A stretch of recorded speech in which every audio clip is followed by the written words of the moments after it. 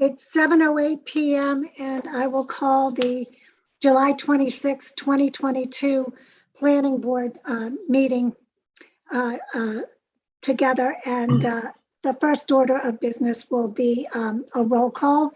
So when I call your name, will you please indicate that you're present? Rick Mitchell? Present. Richard Boroff? Present.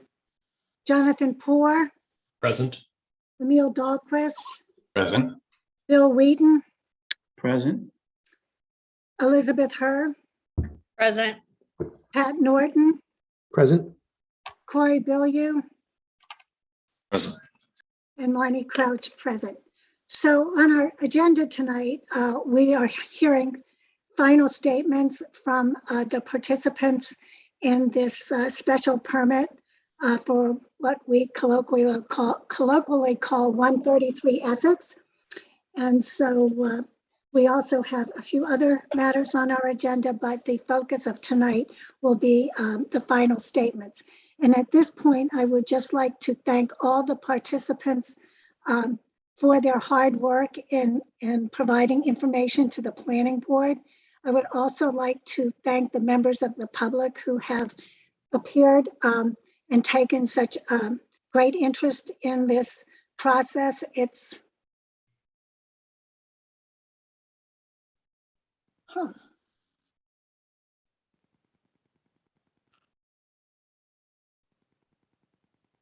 What's the matter, Marnie? I don't know. I lost my feed. I can Oh, see we can you hear fine. you. We can see you. I can't see any of you. That's not such a bad thing. Let's see. So I will keep going. I just want to thank everyone for their hard work, their participation. So although Zoom has its limitations, the one thing that it does do is it enables large numbers of people who may not otherwise be available to be able to attend these hearings and learn about the work of the planning board, even if it's for just a portion of the hearing. So with that said, I will invite the applicant to begin her final statements.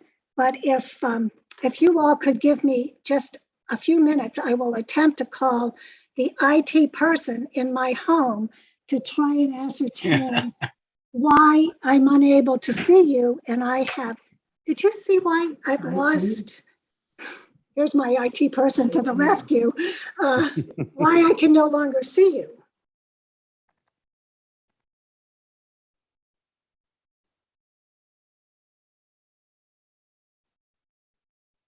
There you go. Thank you. He's fabulous and he's free. My apologies. Is that the endocrinologist? That's the endocrinologist. Okay. He's a man of many talents. Obviously. I was afraid to do anything because I could have disconnected the whole thing and had to join the meeting all over again. Okay, So, I got to tell you a story because of the way you said that. We have a downstairs TV, and a couple of years ago, my wife keeps saying, I can't get the TV to go on. I can't get the TV to go on. And she's pounding away at the clicker. And I looked and I plugged in the TV, and son of a gun. it worked. The first rule of electronics. Yeah. Well, thank you for that. I've probably been in that position. Anyhow, Ms. Mann, would you like to proceed? Please, thank you very much. Good evening, and very exciting to have this final wrap up. I'm just going to give a brief introduction. You have my closing arguments, which basically provide you with all the facts and all of the arguments. So I'm going to give you a really brief summary relative to the project and our position. As you know, we began this project in November 2020 by appearing before various department heads and trying to determine the best approach for this particular project.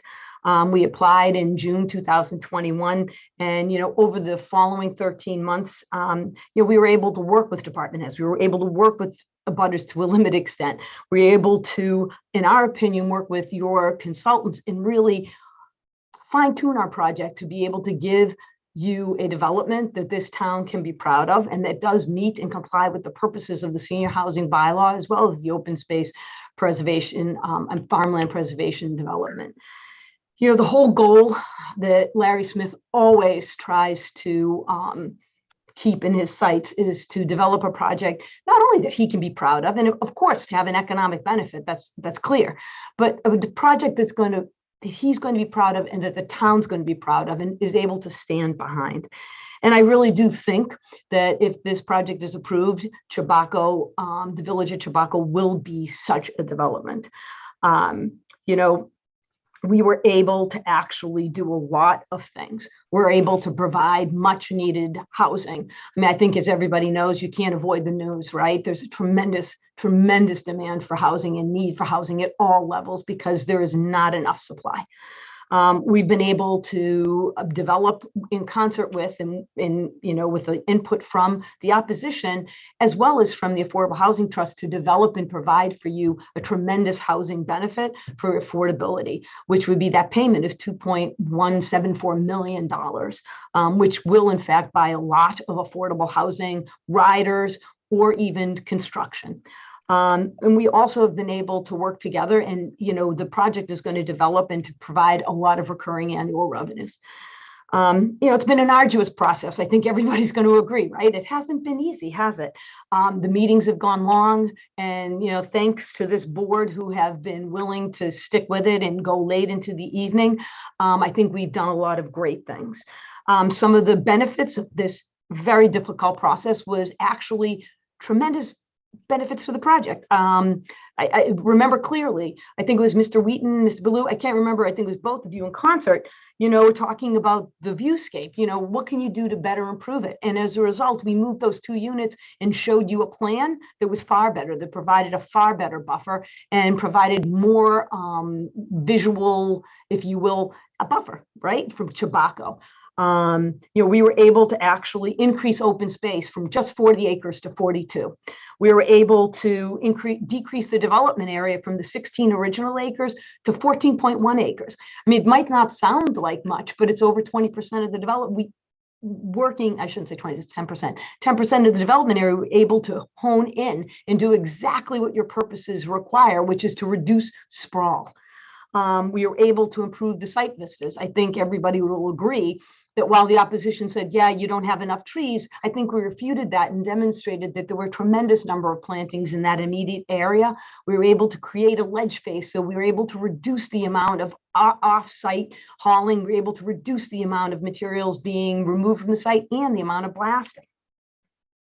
And we've also been able to do a lot of other things within the project itself. I mean, I do believe that with constructive criticism, that we were able to develop a rock management plan and a blasting plan that addresses all of the environmental concerns. I mean, obviously, those plans are exceptionally redundant and robust, which is stated by your peer review engineer, and we can appreciate that from an environmental perspective. You've heard a lot, right? And unfortunately for you, you get a lot of my emails and a lot of my letters saying, okay, here I am again saying this isn't true, that isn't true.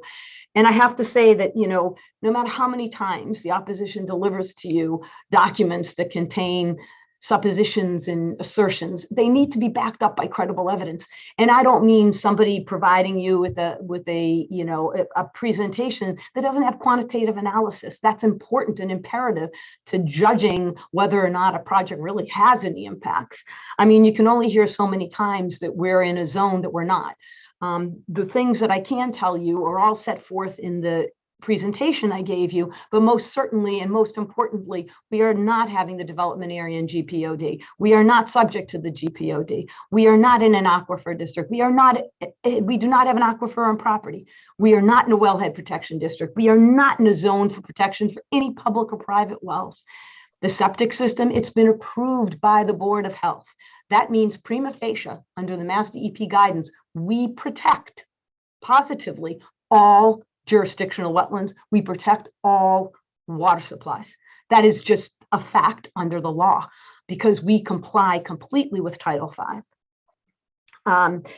So again, no matter how many half-truths you hear, it doesn't make them correct. No matter how many times or how many people are on the websites or in the petitions, it just doesn't make them right. And I just tried to do that. Again, I think, as Marnie Crouch said, it's wonderful that there's this positive influence that Zoom has brought. You know, we want to see public comment. We love the idea of constructive commentary because that does create a good synergy and that does make the project, again, that the town can be proud of, and so can we. You know, with regard to the purposes of the particular provisions, you don't look at them in a vacuum, and I think the board knows this. I mean, it is a comparative analysis done in comparison to what the project is able to be developed as. There is no doubt that this project in this land is developable. It is not restricted by any regulation, nor is it restricted by any subdivision regulations and rules, nor by your zoning. It is developable. I know that you've heard that we can't put a septic system in. I delivered a note saying to you, we most certainly can, in explaining the process, as well as explaining the limited project process. I've done many limited projects, and the rules are exactly as I stated in my letter. If you cannot access the upland in any other way, and that there are no alternatives present, and that you can still maintain and mitigate, i.e., provide for a compensation of wetland, you know, replication area is what that means, and protect the interests of the act, you are permitted to cross the wetland. It's just because the Wetland Protection Act, its purpose is simply to protect the wetlands, not to stop development. And with regard to the septic system, I don't think I need to go into that. It is clear that we absolutely can develop the property and we absolutely can provide septic disposal benefits to the entire community because that's what Title V allows us to do. Relative to the purposes, I mean, so what broadly is it, right? I mean, let's face it, the senior housing bylaw and the farmland bylaw, they have one very, very basic and common purpose. It is to preserve open space. That's the prevailing concept. And we do. We preserve 42 acres of open space. That means 42 acres will not be touched, will not have trees removed, will not have grading. 42 acres will be preserved and it will be subject to conservation restriction that is immutable, other than if the town wanted to go back and amend it via some legislative process. We provide you with the maintenance of the farmland, which is the primary focus of the open space farmland development bylaw. We provide you with that. We're not touching it, and we love the idea of having that farmland maintained and used. It is beautiful and it's iconic to Hamilton. The fact that we are providing housing for senior, you've heard allegations that we're not providing a sufficient variety. You know what? We're providing a variety. We give people options. You can have first floor living no matter what, because it's senior. So you have to have a first floor master bedroom and bathroom in every unit. And we do that. We give you a mix of medium, small, and average size. I know the opposition is saying we don't give enough of that, but that's what the demand and that's what the market is. So we have, and we reflect the same percentage as was approved in the Canterbrook property. In addition to that, people have many options when they come in because they can choose any of those units, any of the locations. And the affordable housing component is satisfied. Yes, unfortunately, DHCD does not permit us to provide affordable units, which maybe some would believe to be unfair or not really in support of their policies, but their main policy is to support families, which means they will not allow you to have a prohibition against people under the age of 18. But by providing you $2.174 million to the Affordable Housing Trust, I believe that's a pretty ample support of affordable housing. And just on a side note, which I did comment on in my summary, if this were a traditional subdivision, you would get 4 affordable on-site units, and that's it. So we are providing you actually with an additional benefit. One of the other big factors in both the farm preservation and open space is, look, are you going to reduce urban sprawl? Because let's face it, everybody says they want to reduce urban sprawl, right? And then they put in their homes and they want to be far back from the street as possible. They don't want anybody around them. And they basically consume all this land and take down all the trees. That's the purpose of this, is not to allow that, but to bring in all of the development. We clearly demonstrate that by having all of our units on 14.2 acres of land. Now, somebody's saying, I saw something about, oh, but now you have too much density. So by the way, the average density in the community and the surrounding area is somewhere around half an acre per home. We provide more than an acre per home because you have to look at all the property we're dedicating to open space. You can't say, oh, we have 16 acres and 50 units. What's that? That is not what the bylaw is intended to do or how they assess density. The whole purpose is also the flexible development, low impact development. How do you do that? How do you improve that? Again, it's a comparison to grid construction. By grid, I apologize. I mean conventional subdivision construction. And we showed you a plan. TEC reviewed it. That's the way it would be. You would come in, you'd have driveways, multiple driveways off of Chabaco and off of Essex Street, because those are called the ANR lots, not lots within the subdivision. And you would have subdivision roadways that would traverse the entire property, i.e., the property needs to have trees removed. And when you have single family homes, that means people have control and they cut down trees. And by the way, the open space and the buffers are so much reduced when you look at what a single family home can do and what requirements you have been able to impose on this particular development. And we have imported low impact development techniques. So low impact development techniques, and I remember this was a big conversation with Mr. Poor and Mr. Dahlquist because they were very concerned and wanted to know, look, what do you do? What are you doing? I mean, seriously, don't throw the word out there, low impact development. Tell us. So what we did was we had submitted that document to you about low impact development, how we try to bring in all of the grading, how we try to minimize the amount of grading to create less of a slope. We talked about how we use rain gardens throughout the project. We use rooftop runoff so that we can capture it. We've used a lot of those techniques. And I mean, I think that is a big part, again, of the two bylaw provisions, again, reduction, creation of more open space, and dedication and preservation. One of the major things that everybody is concerned about nowadays, and I remember it because I was on my finance committee for 17 years. How are you going to develop property that doesn't hurt me financially? And the proof is in the pudding. 61% of your budget goes to your schools. And it's a beautiful thing because you support public schools, which is a wonderful thing to support. And I believe we all should. But the fact of the matter is that if you put a conventional system in, a conventional subdivision in, you will have school-age children, which means you will place more of a burden on that budget. The purposes of the senior housing development and the limitations are to try and generate income that's recurring that will not burden your school system and reduces even the burdens on your other infrastructure. So for example, these particular types of development, all infrastructure, i.e. roadways and stormwater, are all managed and paid for by the condominium association that will be formed. And that's going to generate in the vicinity of $750,000 a year, which, by the way, is your 2.5 levy limit. So by that, I mean you're allowed to increase taxes every year by a certain amount. And I believe your limit is $750,000 a year. So in 1 year, when this project is built out, we will have doubled your excess capacity and provided you with more flexibility in your budget. Some of the other interesting dynamics of both of the purposes are, look at, you reduce the burden. We want to see that.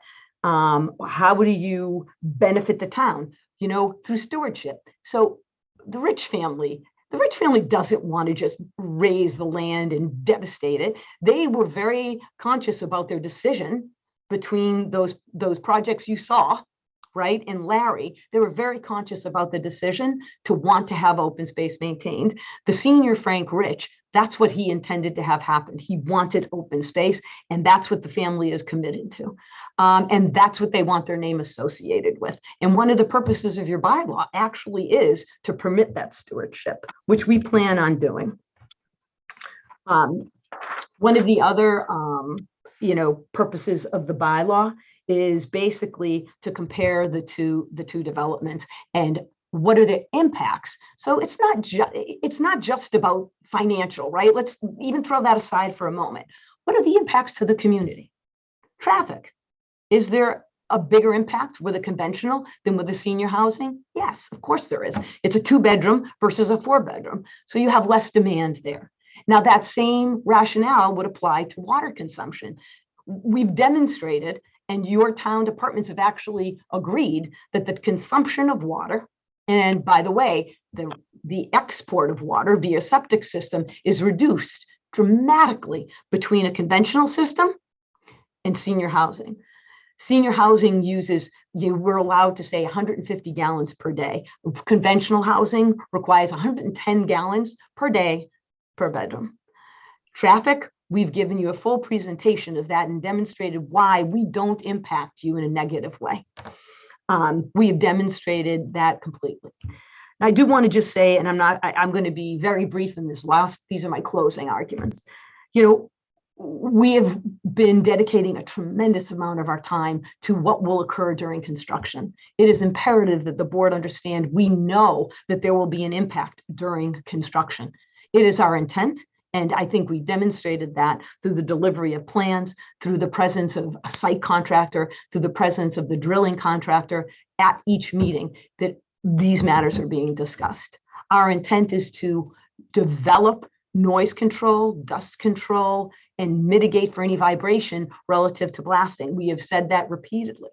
We've hired our own technician, technical officer, the hydrologist.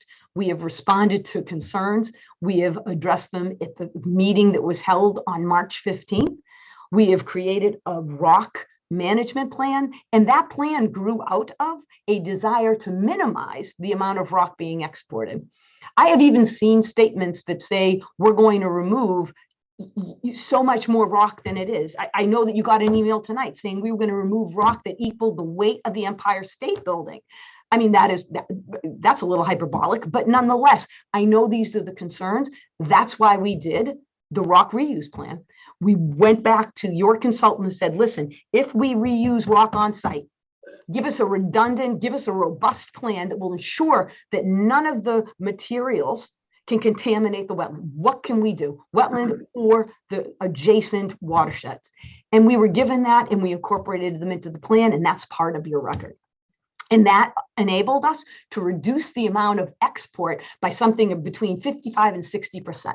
So we do blast 177 cubic yards of ledge. We do, it's on the plans, but we are only going to export, I think, somewhere in the vicinity of 80-something thousand. So we were able to reduce it dramatically and keep on site those materials. And then the plan to test, I know that Ransom has said, or I read it somewhere, that we weren't doing enough and we weren't providing sufficient blasting. Suffice it to say that we are more than willing to provide any conditions that will ensure that there will be a compliance with Mr. Emery's recommendations such that we will not harm the environment. It is our position that we have complied with the purposes, we have satisfied the purposes, and that each of the findings should in fact be reviewed in terms of what the facts actually are, because those findings require that we mitigate for harm, that we harmonize with the environment, that we harmonize with the neighborhood, that we ensure that there's sufficient open space, that we comply with all of the requirements of the bylaw. And I'm not going to review all the findings. I know that's redundant and that's probably a little bit, too pedantic for this type of a hearing. But I do want you to know that every single solitary one of those findings has been met with a reference to the facts, because we have done all of those things. We've mitigated against any disturbance to the community, and we have demonstrated all of the fiscal benefits. We've shown how we will not harm. And with that, if there are questions from the board, I'd love to answer them, but I believe that you have my full and complete document before you, and that will provide you with a sufficient roadmap to make a decision for which you have discretion. But as we all know, it must be tied to safety, health, and welfare. And I respect this board greatly and believe that that will be a decision that is made with great diligence and intent. Mr. Smith had like a small statement to make. Would you prefer, Ms. Crouch, if I made it, or would you want him? He just wants to say to the board what his a little bit of his previous experience has been. It's up to the chair. Does anyone have any objection to Mr. Smith? I'd like to hear what he says. Well, I'm asking if there's any objection to it. Yeah, So if I hear any, I will assess the reason why. But if I hear no objection, I'm perfectly happy to hear from Mr. Smith. Hearing none, Mr. Smith, please go ahead. Thank you. So Restoration Capital, our company, we completed 4. Some of this is repetitive, but some of it is new, and I believe just needs to be said as a final message to the board. Our capital restoration company has completed 4 communities on the North Shore. 1 is under development right now. Of 3 of those communities are within just a few miles of the Chabaco site. 2 are in Gloucester, and of course, the village of Canterbrook Farms, which is a mere 4.5 miles away from this particular site. We're not Toll Brothers. We're not Pulte Homes. We are not a large company. We're a well-funded, small company with our own experienced management team. Our team and I are always accessible to town agencies at a moment's notice. You could go back, and I've asked you to do this at the beginning, the board members at the beginning of the process, to go back and talk to the planning board, well, planning board, of course, but DPW, the building department, the health department. We consider a very good, solid relationship, working relationship with each of those. And the reason is we do what we say we're going to do. That's what our company does. That's what my employees do, and myself, when we get up every morning. And by the way, you could just go, again, the building department, DPW, health, fire, planning, and even at Canterbrook, after 2.5 years of, close to 3 years of building, we've had negligible issues with any of the abutters. I think Patrick could attest to that. We have experience with ledge removal. I think Jonathan asked last time where that was, and the village at Magnolia Shores in Gloucester, about 1/3 of what is going to be removed at Chabaco Hill was removed there, but also the village of West Gloucester had about 1/3 of that removed. So we have a lot of experience. And John Durkin, who presented to you a few weeks ago, John also works for us now at our new Groton project, which is started in January. It's 45 acres and 26 units. And John mentioned that there's much larger projects that he's worked on, and he identified those. We're not strangers to this group in generating monetary benefits to the town of Hamilton. Canterbrook today generates $375,000 a year in real estate taxes, with a de minimis burden on the town. We paid one-time fees of $150,000 there, and we've issued 2 checks for a total of $435,000 to the Affordable Housing Trust. One of them was a presentation where most of the town came in, and we had a check signing ceremony. We follow planning board decisions, Concom order of conditions, along with other rules and regulations, and those are not just words. We follow through on our promises. I believe during this controversial process, there's been no mention of us anything but high quality developers to any of the sites we do.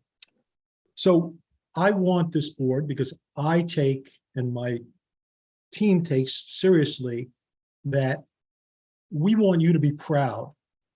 If this decision is made in favor of building, I want you to drive through the community and be proud of what you've done.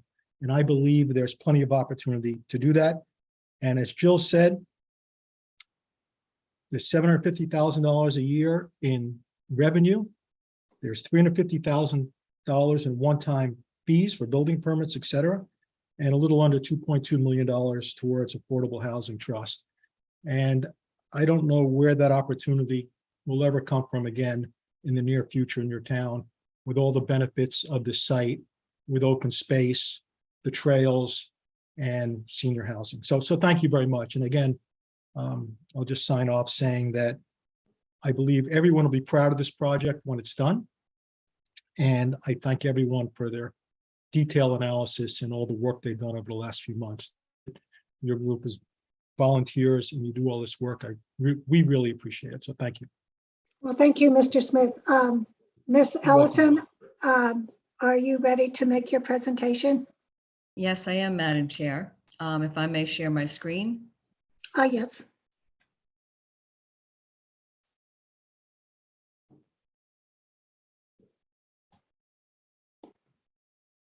Can everyone see that? Yes. Okay, excellent. Thank you. For the record, my name is Deborah Ellison from Ellison Law Office, 63 Middle Street in Gloucester, and I'm here representing Save Tobacco Trails and Watershed. Tonight, we're here to present our closing argument to the Planning Board after a very long hearing process, and we do thank the Planning Board for its attention throughout this process. We know it's hard to keep yourselves focused on a project of this depth and complexity. The principal members and experts of Save Tobacco from Ellison Law Office, Deborah Ellison and Karen Theo.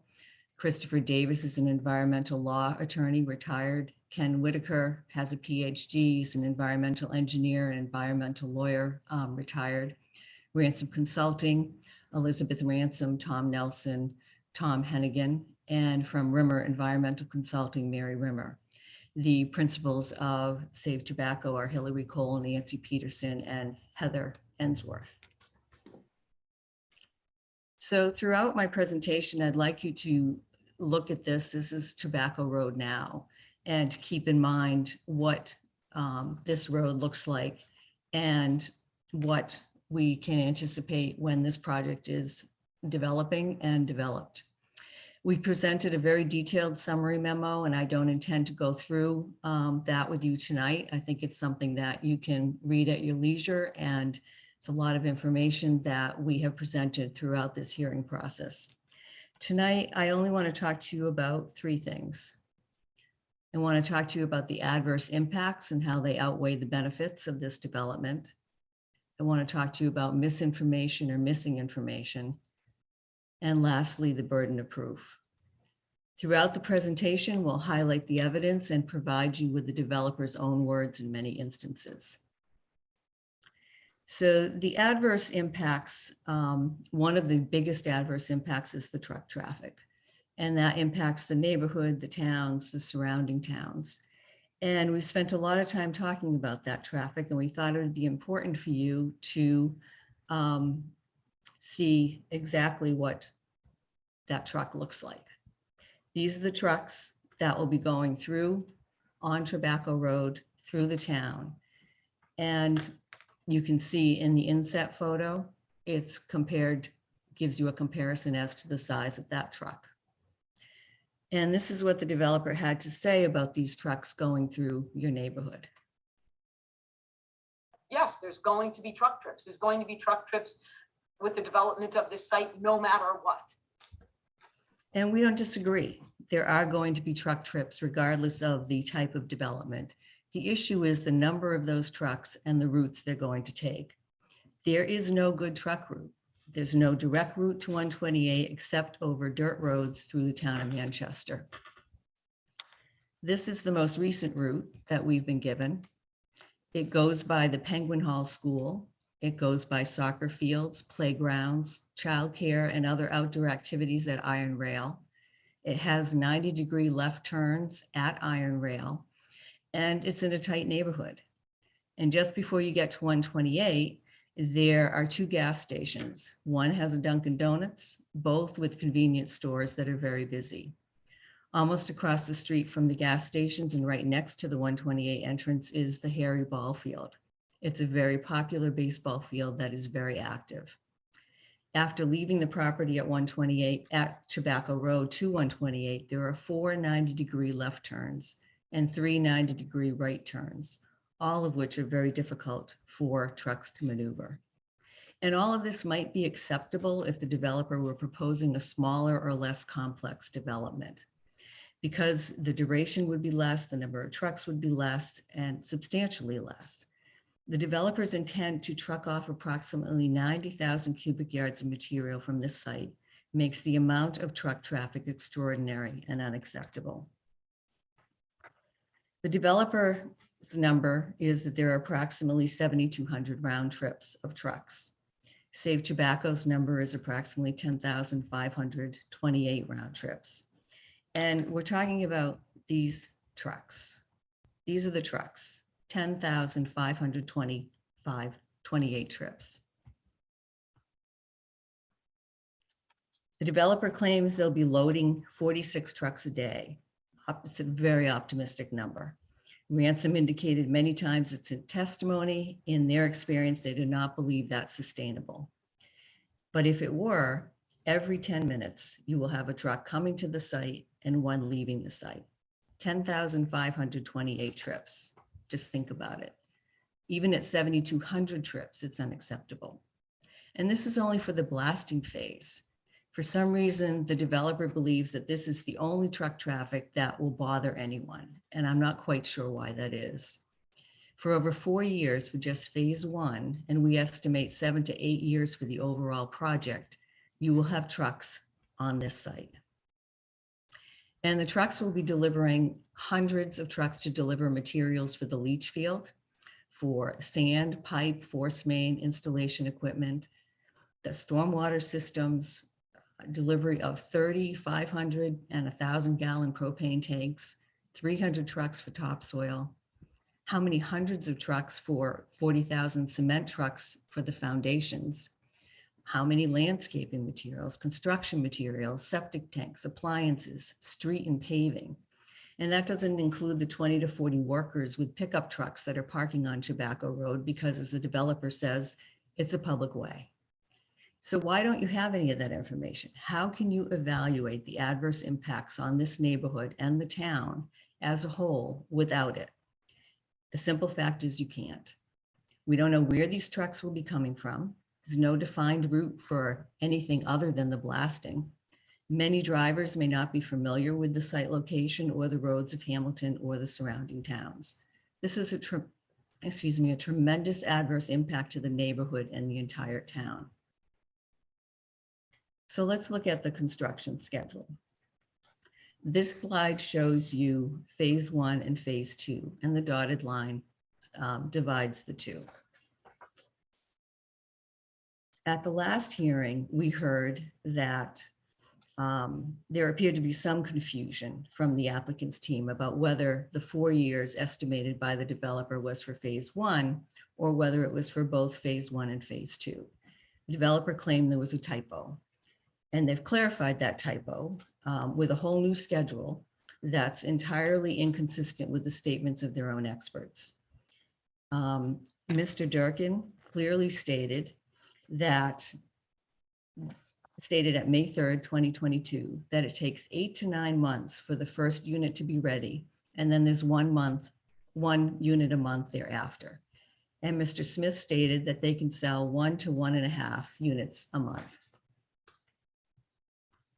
They showed you in phase A, this is phase A, a chart that shows 400 days for vertical construction in phase A. And that's for the first 12 units. That's their chart. This is consistent with what Mr. Durkin is telling you. Phase B is similar, and you have, again, 400 days for the construction of the units, the remaining units, which would be 12 units in phase 1. At the last hearing on July 12th, the developer equated phase A and B with 1 and 2, but that's simply not true. It's not consistent with Mr. Durkin's testimony. And there was no chart showing phase 2 until the developer submitted their closing statement with this new evidence. Using Mr. Durkin's number, we calculate that there's approximately another 3 years until the end of phase 2. Somehow the new chart for phase 2 shows that the developer has been able to cut Mr. Durkin's schedule in half. They have only 400 days to construct 26 units. How can that be? That was the only way they could keep the construction period to 4 years. They needed the chart to fit their narrative, but it doesn't fit the facts that were laid out to you by their own expert, Mr. Durkin. Nothing credible has been presented to you to support a 4-year construction schedule. At best, the developer doesn't know how long it will take. At worst, they don't want you to know how long it will take. It's also important to note that the construction schedule does not take into consideration weather for anything other than blasting, export of materials, and paving. It doesn't consider material and labor availability. It doesn't consider supply chain issues. We all know that during COVID, the construction industry has been plagued with supply chain issues, and that's likely to continue. Also, a very optimistic sales schedule, given the fact that many economists believe we're headed into a recession. Furthermore, we now have a truck route that is 50 miles round trip. The developer's 46 trips per day is just not realistic. All of these factors support a total project time period of at least 7 to 8 years. And this is what the neighborhood's going to endure. There'll be a disruption of the neighborhood. There'll be blasting, rock crushing, hammering, fumes, noise, and dust.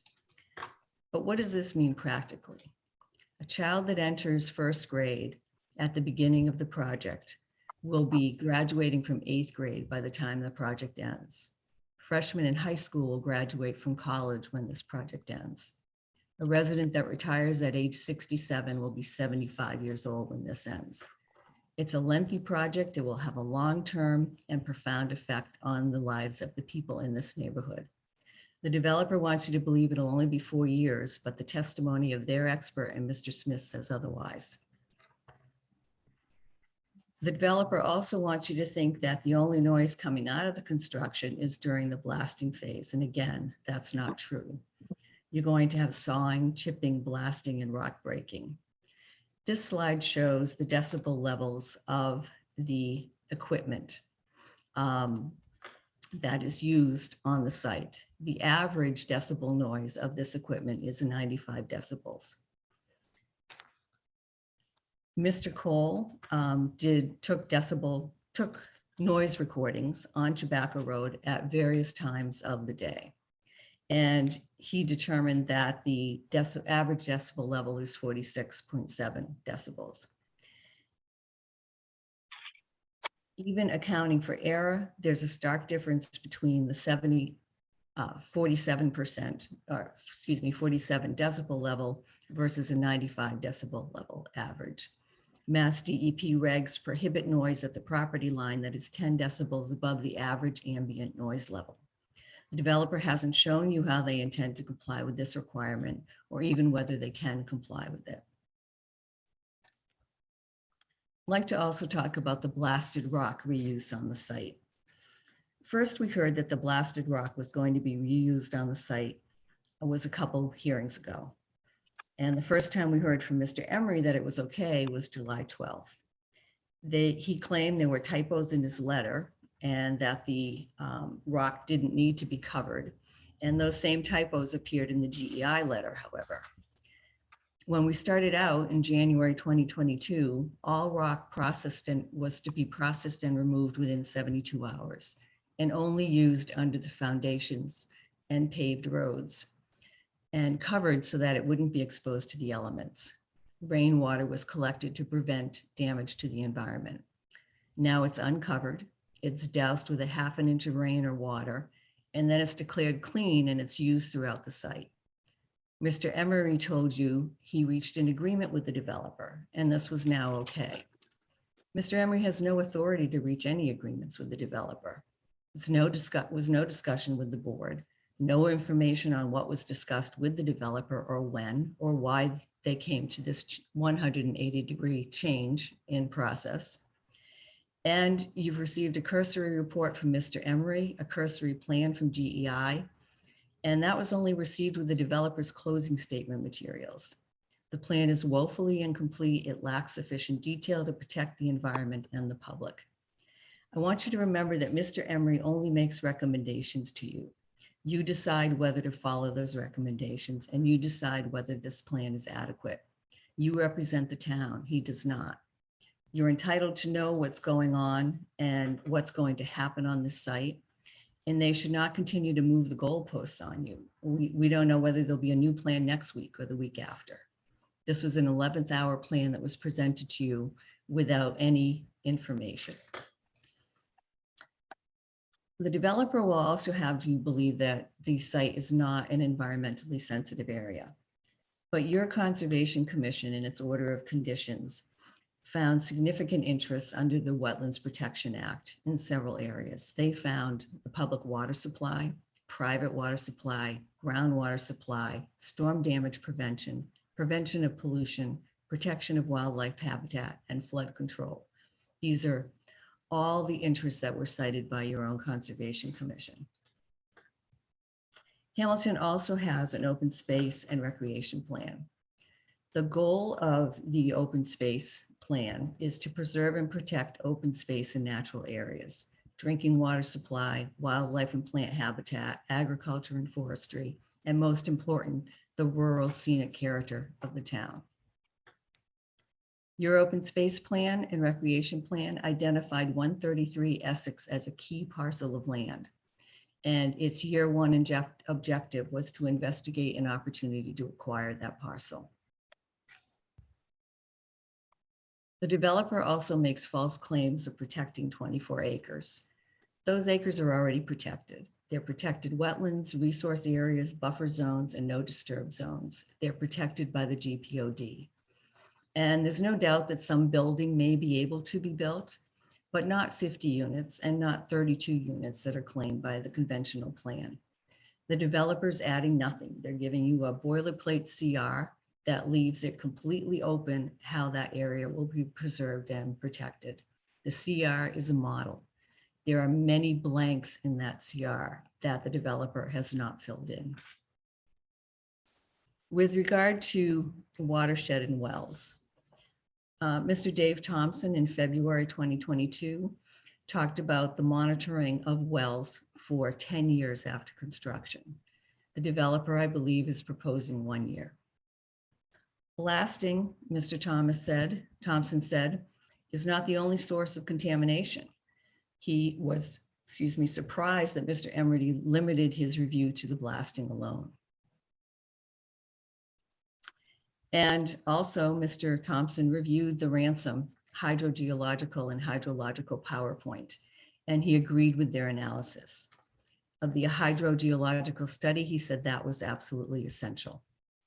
You've also received correspondence from the Manchester Water Resources Protection Task Force from their expert, and he recommends a hydrogeological investigation, including nutrient loading assessment. This raises many of the same concerns that were raised by Ransom. And you received tonight in a response from Attorney Mand to Mr. Horsley's report, but it's largely supported by statements of our own experts, and that's merely self-serving. Mr. Emery's statements were also completely overstated. Mr. Horsley's report is another independent professional that agrees with Ransom's conclusions. Mary Rimmer also provided you with a memo saying that this site was within a high-yield aquifer recognized by the state, close to outstanding resource water associated with public water supplies. She's also concerned about the habitat disturbance, creating a new forest edge at the expense of more reclusive and typically rarer species. Rare mushroom species are within the area to be developed. Beech and hemlock are also rare. DeRosa Environmental, which is the town's peer reviewer for the Conservation Commission, requested a vernal pool study in the spring of 2022, and that was never done. Clearly, there are many experts that are concerned about the environmental impact of this project, and we ask that you review their materials and pay attention to their statements. This project is also incompatible with the neighborhood and the social structure. This is Tobacco Road today.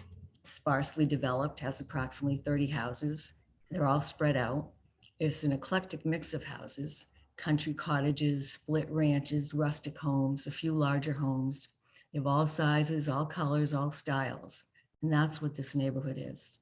It's a natural area, has low traffic and little light pollution. This is what the developer is proposing. This is Canterbrook. Chair Crouch called it condo style, and that's exactly what it is. There's no condo style on Tobacco Road now. It's not that type of neighborhood. This is going to be 50 homogeneous luxury condominiums, acres of paving, no tree canopy, greater light pollution from the landscape and street lighting. The owner gets to choose from two styles, the Coolidge or the Essex, very much like Canterbrook. And the buyers can pick the color of their front doors and garage doors from a few choices. But it's all going to look the same. It'll be very pleasant and very manicured. That's the look. That's not Tobacco Road. The luxury development is certainly not what you find there. With regard to misinformation or missing information, this hearing process has been plagued from the beginning with missing information and misinformation. It's been hard to get information from the developer, hard to get accurate information from the developer. And this is important because without accurate and complete information, you cannot make an informed decision. This is the conventional plan that you've seen many times. It's pure fiction. It's baseless threat. It's not relevant and it's not required by your bylaw. There is no requirement in your bylaw to make a comparison between the cluster development and a conventional plan. They can't sell you on the merits of their plan, so they're trying to scare you with one that they say is worse. There's no shared septic system for a conventional plan unless the developer can show that all of the lots perk. They can't demonstrate that all of the lots perk for this development. And these are the words of their own expert.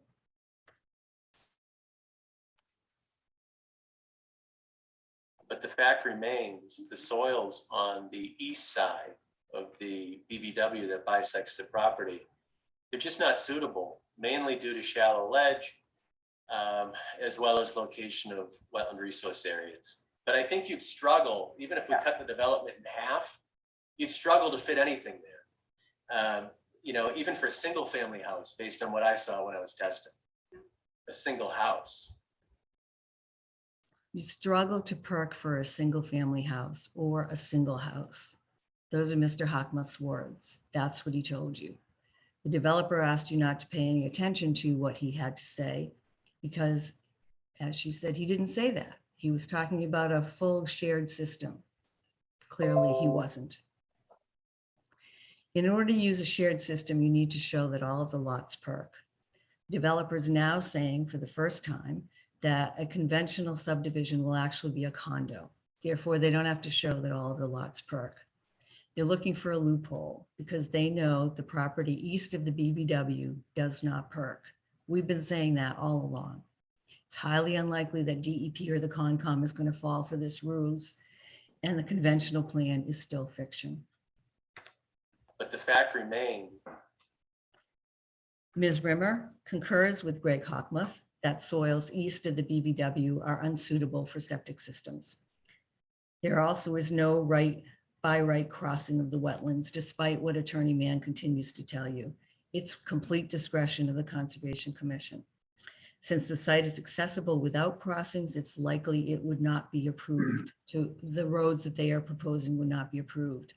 The Hamilton Wetland Bylaw is also more strict than the state, and the lots that are proposed do not comply with wetland setbacks. Vernal pools are outstanding resource waters, and they cannot be filled without a variance. And that's only issued for public health and safety concerns, not just so you can develop more lots. There's also no protection for the trails. The development and permitting of the trails is left to the homeowners association. There's no Concom approval for these trails that go through buffer zones and vernal pools, so they can't at this point even be developed. Some of the trails will be converted to a utility road. Parking. We heard Ms. Mann tell us many, many times there will be no parking on the road. Developer has significantly walked back that statement. It's now being used for everything but staging.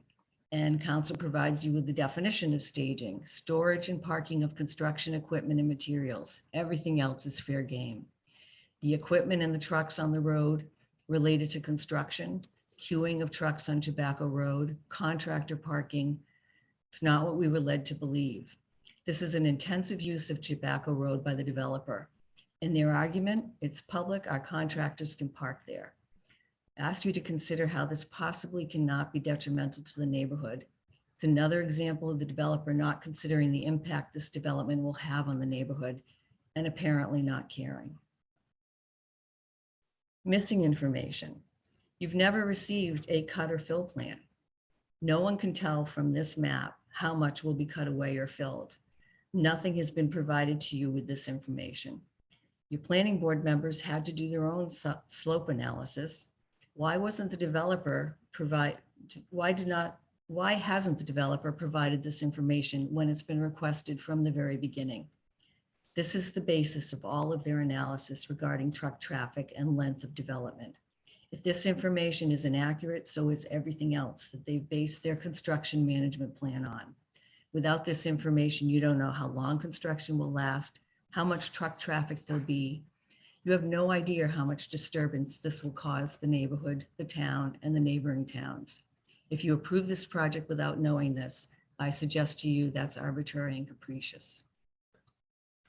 There's no analysis of the stormwater impacts during construction.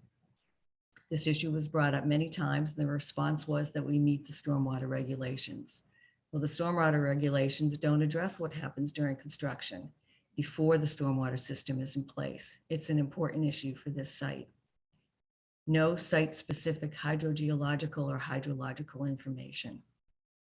You asked for a 3D computer model, but you never received that. The renderings were inaccurate. You have missing houses, full-grown trees, more vegetation than is shown on their plans. You have incomplete truck traffic analysis. Doesn't include tree removal, soil, export or import, unit construction, or phase 2. The conservation restriction, there's no public access in the document that they provided to you.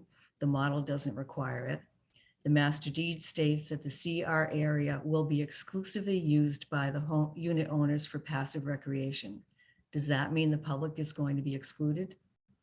Hard to tell from that language.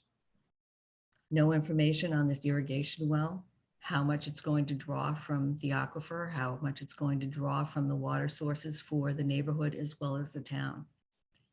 No inventory of wildlife habitat or corridors. No information regarding the propane tanks that are in everybody's front yard. No test well between the septic system and the Vandy irrigation pond. I'd like to talk to you about the burden of proof. The developer must meet all of the purposes of the bylaw. And they must also meet all of the findings, and they need to make every single finding. And they also need to meet the general findings of the special permits. So if they do not meet all of them, then it's a project that you can't approve. Looking at the big picture, this project is not compatible with senior living. It has steep slopes, it has no amenities, it's not moderately priced, it has a disparity in the number of smaller units, which would be more affordable ostensibly. You've heard also from the neighbors, town residents, and greater Hamilton residents that they're against the project. 50+ people at every hearing, 150+ letters opposed. And there are no form letters on the Save Tobacco website. But even if people send in a form letter, so what? They have every right to voice their opinion. They may only have time to send you a one-liner or to sign a petition. There are almost 10,000 signatures on that petition. Almost 500 people have supported Save Tobacco Trails and Watershed with monetary donations. These numbers are important for you to remember, and it's really unheard of that you would have this amount of interest after a 1.5 years of hearing this project. With regard to the law, the developer states that the owner has an absolute right to develop their land under the special permit. That's absolutely not true. The Zoning Act states that the special permit may be issued only for uses that are in harmony with the general purposes and intent of the zoning bylaw. And the case law supports this position. It's incumbent on the developer to meet all the requirements of the zoning bylaw, not just some of them. If you're uncertain because of conflicting information you've been provided, the developer hasn't met its burden. If there's more information that's needed or material information is left for a future date, the developer hasn't met its burden. The board's discretion is so broad that even if the record supports approval, you can deny the project, and not for arbitrary reasons, I agree with that, but a rational basis is enough to support a denial. A decision must be upheld as long as there is just one reason to support the decision, to support the denial. I mentioned before the Buccaneer Case, which is an appeals court case in Massachusetts, and it describes just how much discretion you have. In Buccaneer, the developer met all of the special provisions of the bylaw, but it did not meet the subjective criteria.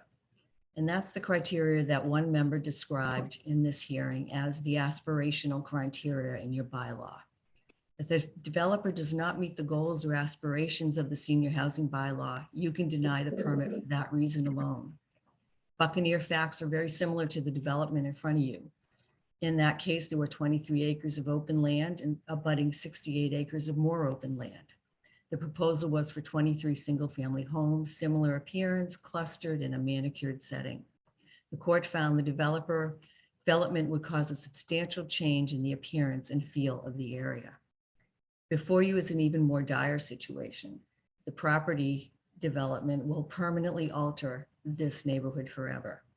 It will forever change the feel and appearance of the neighborhood. It will subject it to years of construction and will increase the number of homes by almost 200%. It's important to remember that whatever you decide is likely to be the end result. The courts rarely overturn a board's decision with regard to a special permit. You are the decision maker, and the decision rests on your shoulders. Your decision will likely be the final outcome of this case. So 3 things I would like you to remember. Adverse impacts in this situation do not outweigh the benefit. You cannot find in favor of the developer with the misinformation you've been given and the information that's still missing. The burden of proof is on the developer to prove every element of the senior housing bylaw. Respectfully request that you deny the special permit, and I'm happy to answer any questions that the board may have. Thank you very much.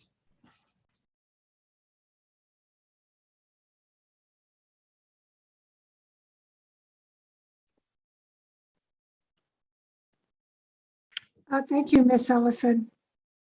Ms. Mann, did you have any comments that you would like to make by way of rebuttal? Absolutely. So thank you very much. And I'll try to make this as brief as possible. So I'm going to address each of the 3 major points: adverse impacts, missing info, and burden of proof. The adverse impacts, I mean, everything, and the only thing they could really even state relative to truck and construction traffic. And every single project in America has construction. It is about the potential issues attendant in whether or not you can mitigate for them. We have sufficiently demonstrated that we are going to employ methodology that will mitigate for them.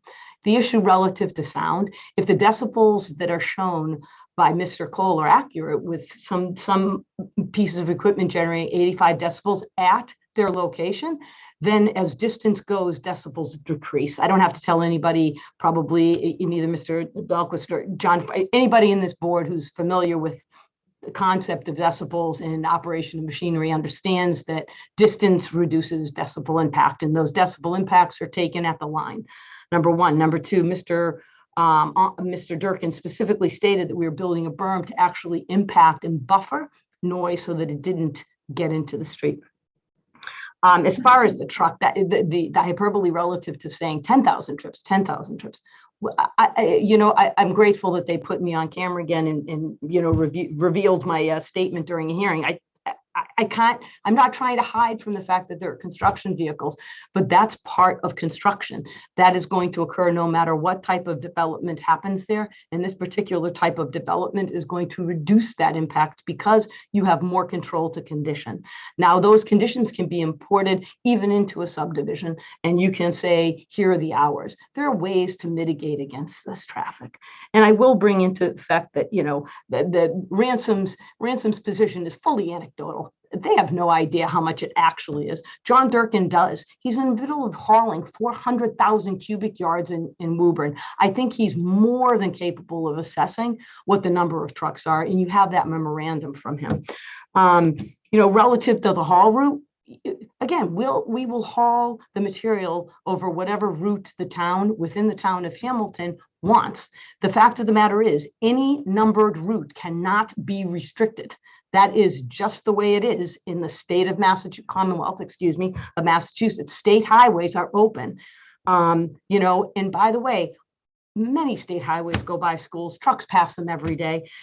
You have all kinds of facilities located near schools. It's about restricting traffic when schools are letting out, which I believe is a smart condition and one that can, again, mitigate for any type of an impact and can do so. Relative to the construction schedule, I don't even know. I was following it, not at the same time. There is going to be blasting. It is going to take a certain number of time. Those plans relative to all of the construction and representations are 100% accurate. And Onyx is very experienced. They're not going to go on the site and begin things if they aren't ready with materials to be delivered to the site. During COVID, there were tremendous supply issues, and as a result of COVID, tremendous supply issues. So what ends up happening is people take less projects, condense them, move out schedules. They don't come to the site and make the site a longer construction time. That isn't how it works. During COVID, it was because they were anticipated. That is no longer the case. Relative to the vertical construction component, we're 100% showing you everything. Those can have impacts. Those can have supply issues where you may not be able to get in something that a homeowner wants specifically in that unit. But relative to the heavy burdens, the hauling off-site, those schedules are accurate. They are not fungible to the extent stated by the attorney or the opposition. The haul plan could be, and we would have to continue to store materials because the board's able to condition us as to time and honestly as to number of vehicles as well. But that will just delay the time for hauling. As far as the phase 1 and phase 2 being inconsistent or some other thing, they're completely consistent. We're telling you how long everything is going to take. The vertical construction in the first phase starts and will expand for that period of time. The redone chart that I had given to you shows that we do have a continuation of that construction period for the vertical construction in phase 1 that will continue during phase 2, because obviously phase 1 has 24 units and phase 2 has, you need to be able to complete them because you've only done 12 during that initial phasing when you haven't started to do site work on phase 2. So I just want to make it clear that there's no misrepresentation or errors. As far as Dave Thompson goes, he's a great guy and he's exceptionally bright. And I will point out that his very first letter said, housing, senior housing, let it be built there because it's far preferable to conventional. I suggest everybody rereads his memo. I'm not saying that he is a peer reviewer, though, nor did I ever laugh about him being a peer reviewer. He is a very bright man, but he's not a peer reviewer. He didn't sit there, go through materials, have dialogues. He's an opposition represented person, and I get it. But his materials still did not tell you why a hydrological study was needed of a long-term nature. Yet you had 2 professional geologists saying, listen, those types of studies are required when you have tremendous risk to the environment. They basically told you that the chance of contamination to the watershed, to Beck Pond, was impossible. The numbers didn't even compute. Why? Because there's millions of gallons of water in that watershed. There is not an instance in which you are going to find that that is going to be a perceptible impact, because it isn't. Number one. Number two, it is a fully compliant Title V septic system. That means it is said to protect the interests of the Act. That septic system does not harm. It doesn't harm the Bandy irrigation pond behind it. It doesn't harm any water supply in the area. It doesn't harm the Beck Pond. It doesn't impact or be transmitted via that intermittent stream, because that intermittent stream was said not to be a contributor. I mean, it's in, I have submitted more materials than the board probably wants to see, trying to explain how the manipulation of the facts don't make them right. With regard to Mr. Horsley's information, when I showed it to Mr. Frappa and I showed it to the rest of the team, they basically had the reactions I sent to you in my email correspondence. Look, he basically kind of reasserted some of the positions of Ransom, which means the water flows in this direction. Yes, it does. But when you have water, and he was arguing about the septic system, 7,500 gallons contributing to millions and millions of gallons in that watershed, the effect is imperceptible for a Title V compliant system. And then Mr. Horsley tries to say that we're developing in the GPOD, that the GPOD applies. It is clear, if he read the materials presented and or attended the meetings, that he would understand that that isn't the case. I mean, his own town had not sanctioned the issuance of that particular document because it wasn't vetted. But again, all questions are good questions, and I do want to present to the board. I welcome more questions, because I will continue to correct the record when people are wrong. As far as, habitat disturbance, I don't know how many times I can say it. When Mr. Cole built his house, he disturbed habitat. When the people across the street built their homes, they disturbed habitat. When all of the developments, when everybody on this call built their home, unless you were redeveloping a property, you disturbed habitat. You do. But the key point here is, do you compensate for it? Do you develop and create open space? Do you do something to benefit then the community? Yes, this is. This is not a conventional development that doesn't provide a benefit. It does. And then relative to the incompatibility with the neighborhood, this neighborhood has no compatibility relative to architectural styles. Mr. Whipsecka's house, it's a beautiful contemporary home. The Cole's home is not contemporary. It's more of a colonial, I guess I'd call it.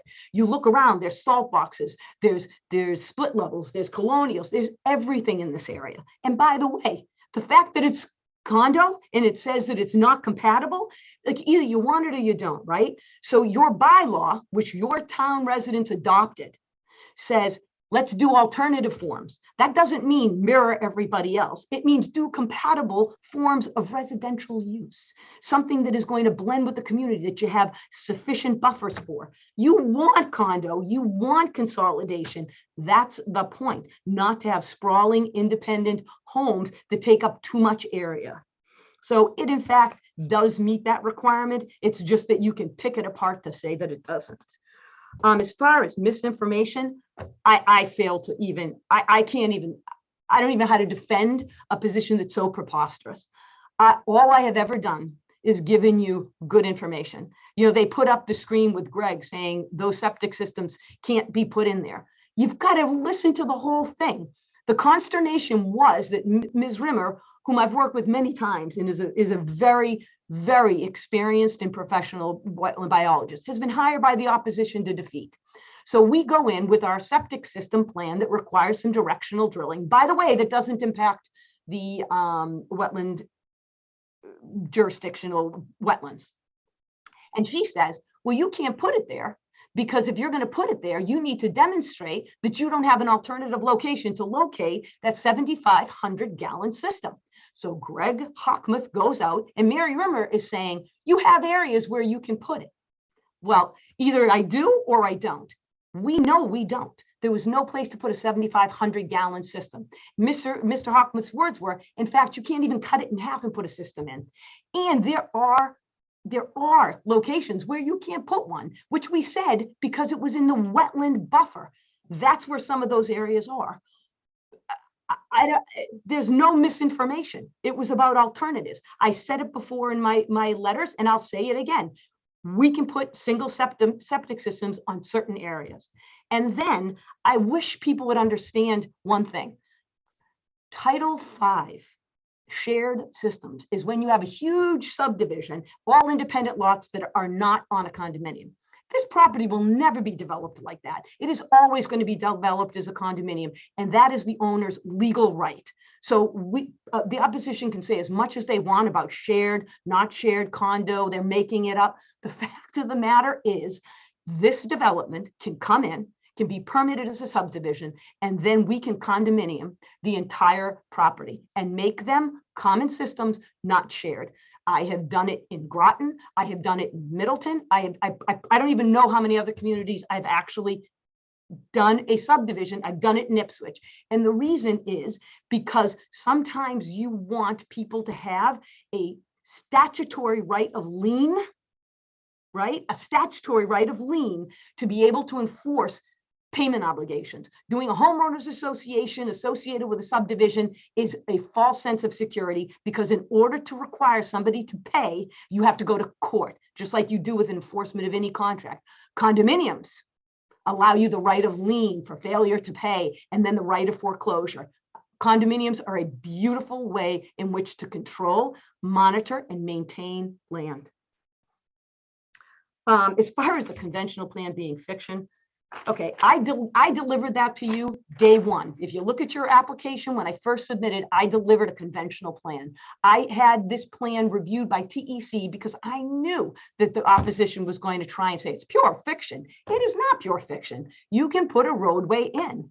And the fact of the matter is the limited project is approvable. And by the way, because Hamilton specifically says in its bylaw that it doesn't have a limited project provision, it basically defers to DEP. So you're bound by DEP regulations, which there is a discretionary element. It says limited projects. If you have upland that is not accessible by any other means or any other property for which the owner has control, and there is literally no other place for that particular, upland to be accessed, right?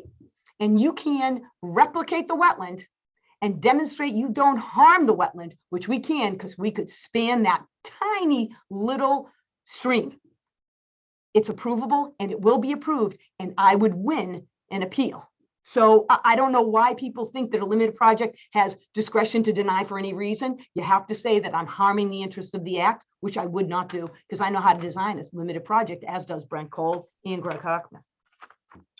I went through the decibel levels. I don't have to do that again. As far as the blasted rock reuse program, look, that program is stated by Mr. Emery during your hearings. Look at the 315 minutes, review the PowerPoint, review his final submittal. That plan is so robust and so redundant that he makes sure it's compliant. And by the way, I could share my screen, but I don't need to do it. In his first letter, everybody says, oh, he ignored that. No, he didn't. In his first letter, he actually said, to the extent you, petitioner, would like to use that product in a manner that would leave it uncovered, an additional plan would be required.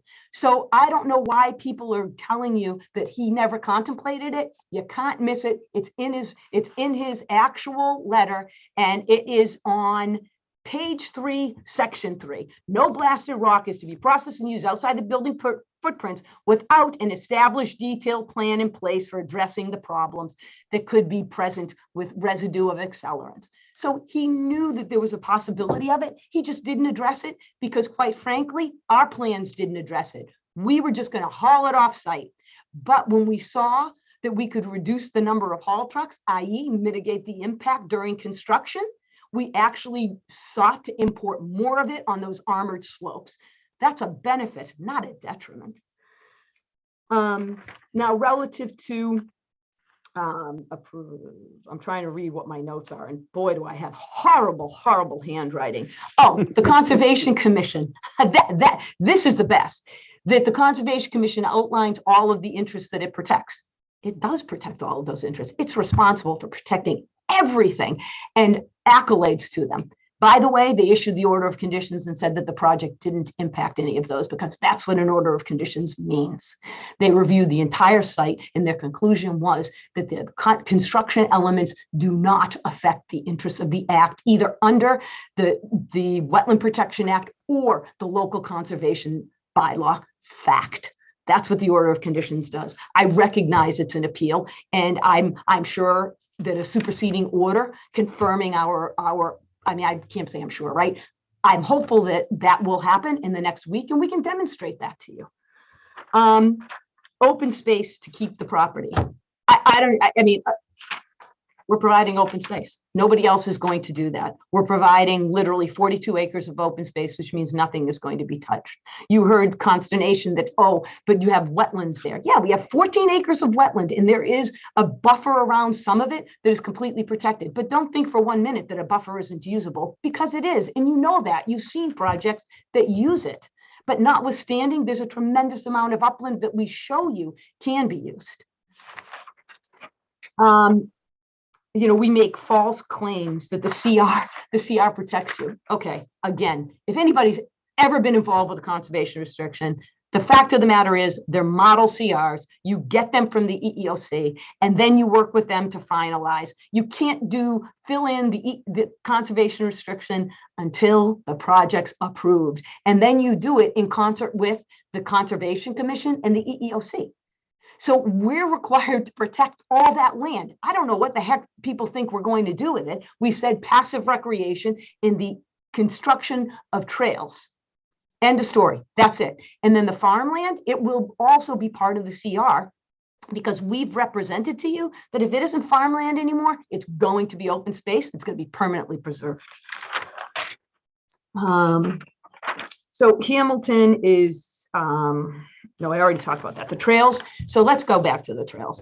I don't know what to say. We're going to have a trail that's going to circumnavigate the site outside of the development area. There are 42 acres of property that can be used as trails, and they will be used as trails. There are no established trails there now. The public is not welcome on the site. It is not a public property, and it is not restricted in any way that requires that it be maintained like that. We want to make it public. We want to put in public parking spaces, a trailhead, and trails. Okay, with regard to construction access queuing, I wish they had replayed me for that one. The specific conversation, and I actually outlined it again in communication that I sent in either on 3/7 or 2/11. For some reason, I can't remember which letter, specifically addressed the issue. I said there would be no queuing, no staging of vehicles. Nobody wants that because then they idle. But if a construction worker comes to the site and wants to park his vehicle on the site, you won't even know the difference because vehicles are parked there now, trespassing on the property. It happens a lot. And they can park there, but they can't park construction vehicles. We've said that. The only time you're going to see any disruption on that road is when we have to actually cut in the entrance point. And then we're going to have a police detail and we're going to do it as fast as possible. But at no time are we going to let these trucks idle. It's not going to happen. We've had the site contractor tell you that we're willing to condition it. So this continued, attempt to have this parade of horribles is just unnecessary. With regard to no stormwater analysis during construction, that's what a SWIP is. I don't know what that's about either. We already have told you the rock blasting plan, that's also attendant to stormwater management during construction. Of course it's handled. That's not true. The 3D view and the modeling, when we had our final discussion, and I remember this clearly because Mr. Wheaton said to us, listen, you need to redo those plans because right now you're showing them with the homes. I want you to do something different. And I said to Mr. Wheaton, it was exceptionally expensive for us to do those site renderings with those homes in close proximity. Can I offer you an illustration that I go back and replay that? Mr. Wheaton and the board actually said, yes, use an illustration to demonstrate. We provided it to you. The opposition had the audacity to say they weren't accurate because they were trying to look at it and saying our elevation wasn't at a second story elevation. From the street, you are never going to be able to see anything other than what we show in that viewscape.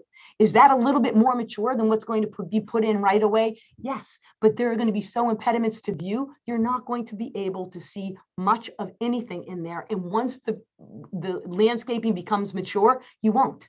But it's just like with any development, it takes time. And you're being shown these pictures of the site that are exceptionally inflammatory. So you're showing the little portion of Tobacco going towards where there's a dirt road. Why not show the intersection with Essex Street where the neighborhoods are? So the CR I already addressed. As far as, you know, inventory of habitat, how do you inventory vacant property? It's habitat. I don't know how else to say it. It's habitat.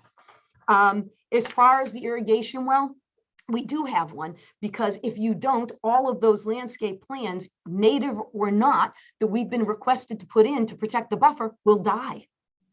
It's not a big irrigation well. There's not a lot of lawns. It's simply intended to protect that and to make sure that we can provide a beautiful entrance and keep the landscaping alive.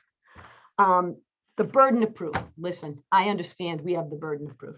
I understand that what we need to prove.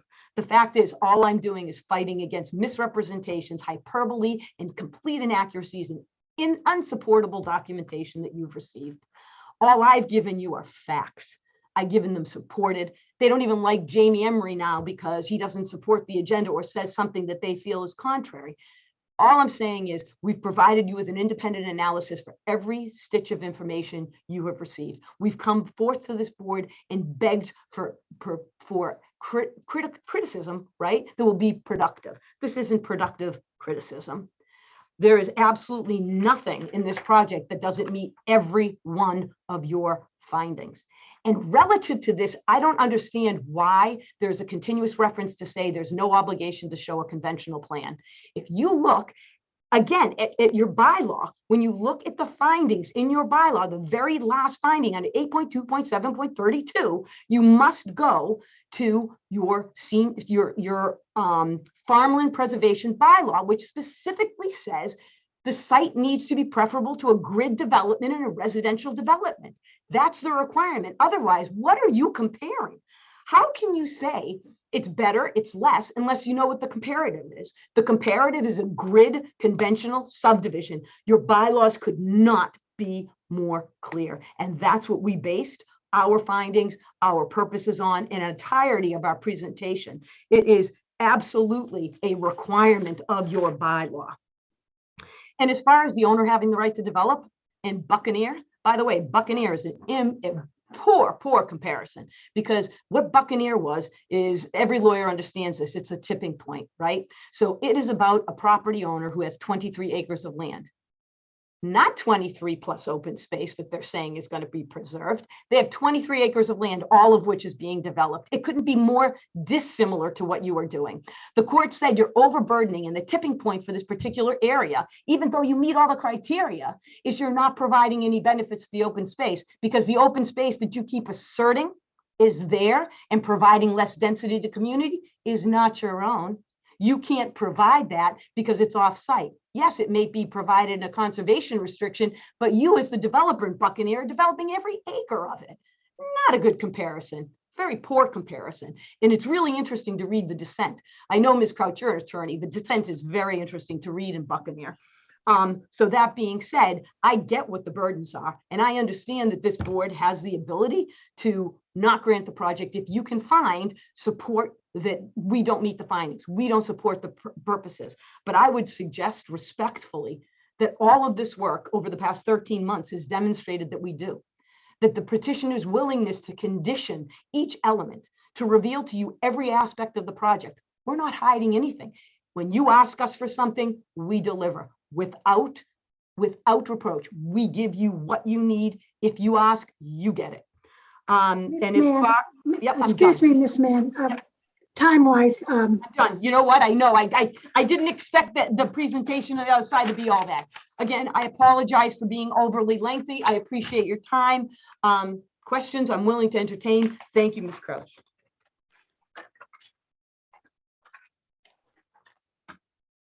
Ms. Allison, did you have a very short rebuttal to anything that Ms. Mann said? Madam Chair, I'm not going to belabor the points. You know, Attorney Mann shouts more than I do, but the facts remain the same, and I stand behind the presentation that we presented to you and the information in that presentation. I'd just like to make a couple points. Mr. Thompson is not a member of the Save Tobacco group. He's not a member of the opposition. He's completely independent, and I just wanted to correct that for the record.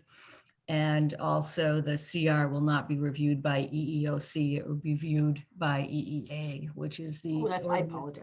the agency that does that. So thank you very much for your attention and time, but I don't think anything really needs to be addressed any further. Thank you very much. I know Mr. David Lash submitted some material on behalf of Tobacco Lake and Watershed Association. I don't know whether he's here and whether he would like to make any remarks. I just promoted Mr. Lash to panelist, so.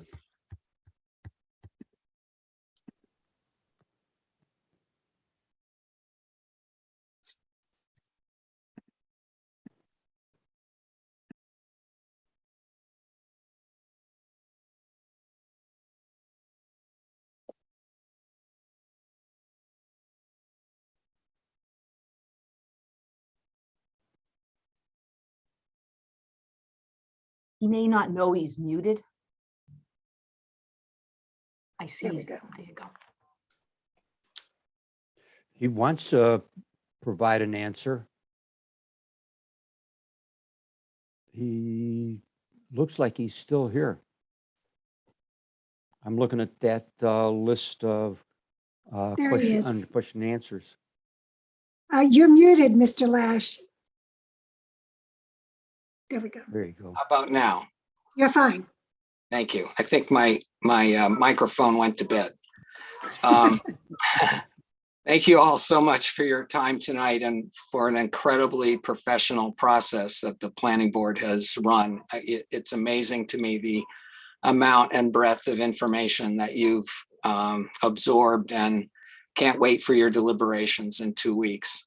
As you know, the Tobacco Lake and Watershed Association has focused on downstream impacts, and I'm just going to make a few quick comments about that tonight. At the very beginning of this process, I read the senior housing bylaws to try to get a better understanding of the decision-making that you'd all go through. And in trying to come up with a closing statement, I went back to that, and I'll make basically three points. But the first is sort of historical. Why is this watershed of 3,600 acres at the low density of development that it is today? The reason is that there's a massive amount of wetland and bedrock. Bedrock both prevent septic system perk tests, and that more than zoning or anything else has controlled the development in this whole area. So in this development, we have 50 units, pardon the pun intended, blasting through that bedrock restriction that we've historically dealt with. And if we look at this, we know, we've all heard the testimony, this is one big interconnecting system. It's not a question of how close we are to one particular buffer zone or wetland or vernal pool. It's one big system. And it's a critical system providing public water supply to multiple towns. So this year, outside of your process, two things are going on that affect that system. First off, Alewife Brook, the outlet to this entire system, is bone dry. It's bone dry for the 5th time in the last 10 years. That is not the case historically. We've always had flow. And it being bone dry means some bad things for the health of the overall water system. It means that nutrients are getting trapped. It means that oxygen is changing, temperatures are rising. This is a condition that is not sustainable. The second is that another part of Hamilton has just completed a study of water withdrawal from the wetland, from the watershed. And that also is signaling some real serious concerns long-term. So if we look at this project from the point of view of a wetland or from the point of view of Beck Pond, what do we have? We have development every place allowed by the wetland delineations, right? And not only that, we have 50 units jammed in with 2-to-1 slopes, which are far from best practice. We've heard that testimony many times. Okay, so that to me goes to your question. One of your findings is that the development must be compatible with adjacent land uses and the character of the neighborhood. The neighborhood is full of wetland. The neighborhood is low density and it's very, very fragile. So is this development consistent with that? The second finding I focus on is the question of mitigating impact to abutting land and natural resources by reason of air, water pollution, noise, dust, vibration, or stormwater runoff.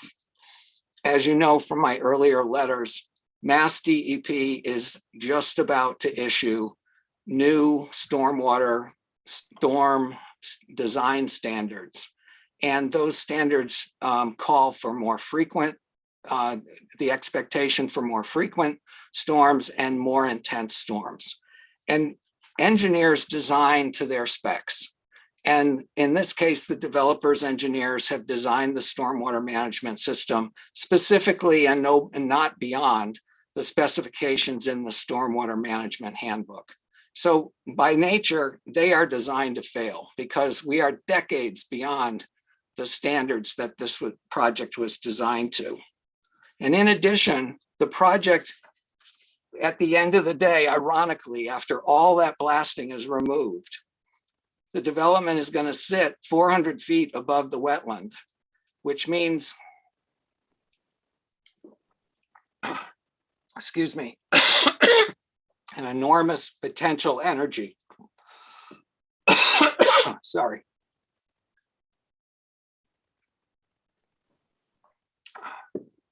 So I won't get into details of erosion and potential, but just ask yourselves, every one of those rain gardens and all of those dozens of catch basins, the rain gardens, each one has a spillway connected to it. What's that spillway for? It means that as soon as that rain garden reaches its design capacity, the rest of the water is going to cascade out of that rain garden down into a very adjacent wetland, and from there very, very quickly into Beck Pond. And the third piece of this is phosphates. And this is not, phosphates are not something you can say the developer has failed on. It's the Commonwealth that has failed on it. Every home is a nutrient drip into the natural systems. Phosphates are the limiting factor for aquatic growth.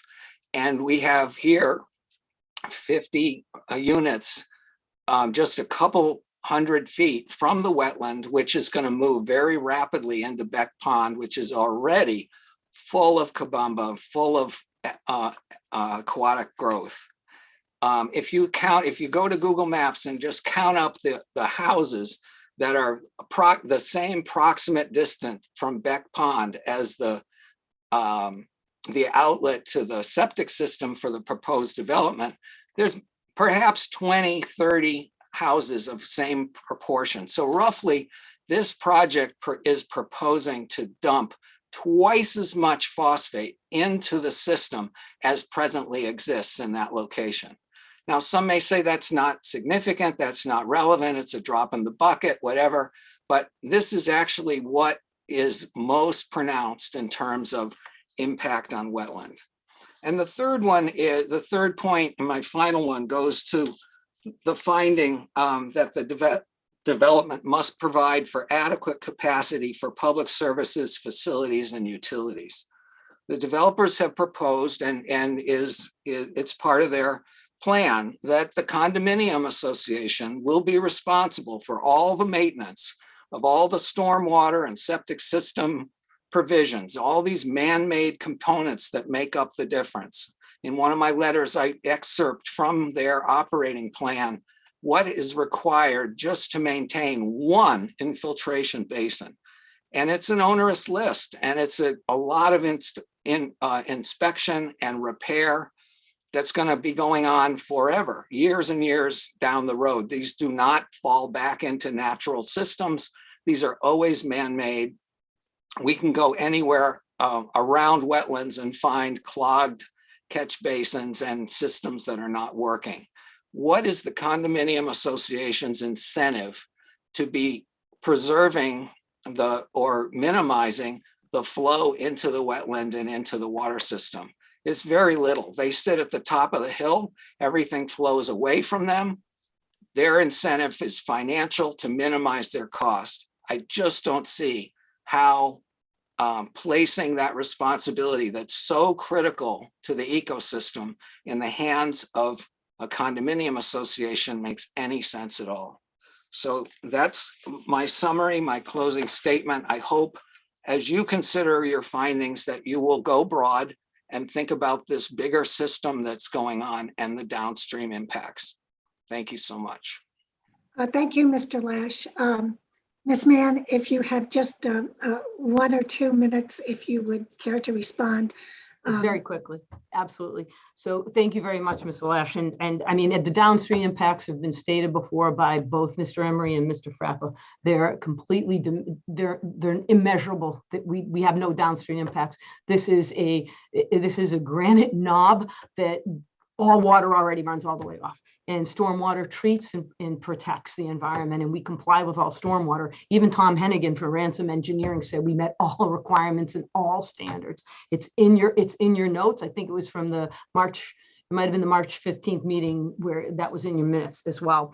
Relative to the historic impact and being the property around us isn't developed because some of it's Chabaco Woods, and quite frankly, there's GPOD in other areas. That's why it hasn't been developed. But if you look to the northwest, you are unbelievably developed with very small homes. I mean, there's so much contributing watershed materials coming from that area, and your lakes are used, they're even motorized, so you've got a lot of issues with them. I get it, and you've got issues not only from phosphorus that is basically from leaf litter, but from just homes being on the lake. We're not going to contribute to that. There's no demonstrable evidence. There's no qualitative analysis.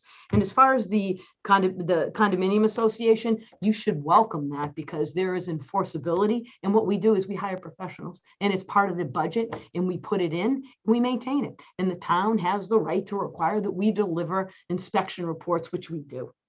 So as far as that goes, the incentive is not money, but the ability to lean and do a lot of things to a condominium association. And otherwise, the town has to maintain them. And I would venture to say that the town has a very difficult time to maintain stormwater management systems, but condominium associations are excellent at it. Thank you very much.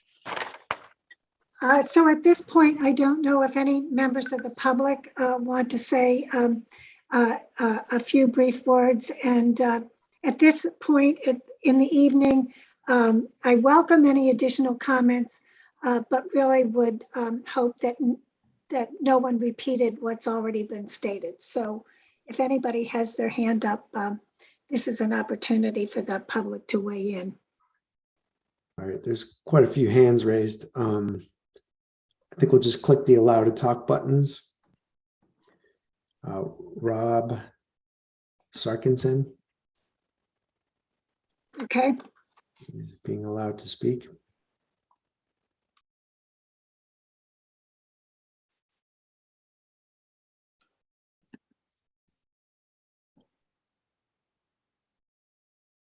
I can see he's muted too. I'm not sure if he knows it.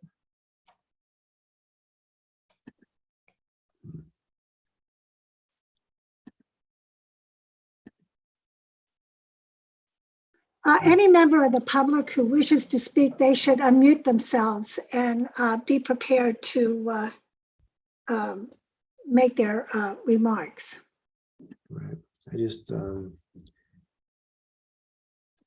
Karen Angeli. Hi, this is Karen Angeli. Can you hear me? Yes. Hi. I've called into a number of these meetings. First, I want to thank all of the folks in town who have worked hard and used their times, and to the paid people who are here representing the developers. I also appreciate your hard work that you've put forth in answering our questions. So I read the documents, and there's two things. First, when I look at the planning board documents, it says it's for current residents of Hamilton, for the health, safety, and morals, and the convenience of the inhabitants of Hamilton, by and large, for all of the work that we do in town in terms of developing the town. And I'm currently an inhabitant of Hamilton. And then when I look, it's about improving and beautifying. And so that's just the regular planning board. But then it talks about for senior housing. For senior housing, it's moderately priced, affordable, market-based housing for the elderly in town. I'm getting a little emotional because I moved to Hamilton. I bought a house. I'm a single mom. It's a 1,200 square foot house. The current value of that house is about $650,000. I'm lucky enough that it happens to be right down the street from these proposed condos, which I would love to live a mile from my house and grow old. I would love to do that. I look at what I have in the bank and what we're doing. There's no way I can stay in Hamilton unless I luck out and I get in the other senior housing downtown that has a very long waiting list. When I look at this development, I don't see it serving seniors of Hamilton unless they don't, maybe they live in a mansion and they want to go, they can maybe get a smaller house and move down with their kids wherever, but it's not serving most of the people that I know in town, who many of them are single parents. Many of them have jobs that afford them to stay in town and do without a lot of other things. We didn't buy big houses in other towns. We bought affordable homes in Hamilton. And there's no way on the planet that any of those people I know can stay in town. And if that's the intention of the land and the bylaws, the senior bylaws, I just don't see that this is for the town of the people I know in town who actually can't even afford it. We can barely afford to stay in the town as it is today. So I don't think it meets the intent of the development of the town. And I want affordable housing. I want places for seniors to live. A big giant development that clear cuts isn't what the is to me. Okay, so I'm done. But thank you everybody for the hard work. Thank you, Miss Angeli. Mr. Sarkisian, are you ready to speak? He's muted.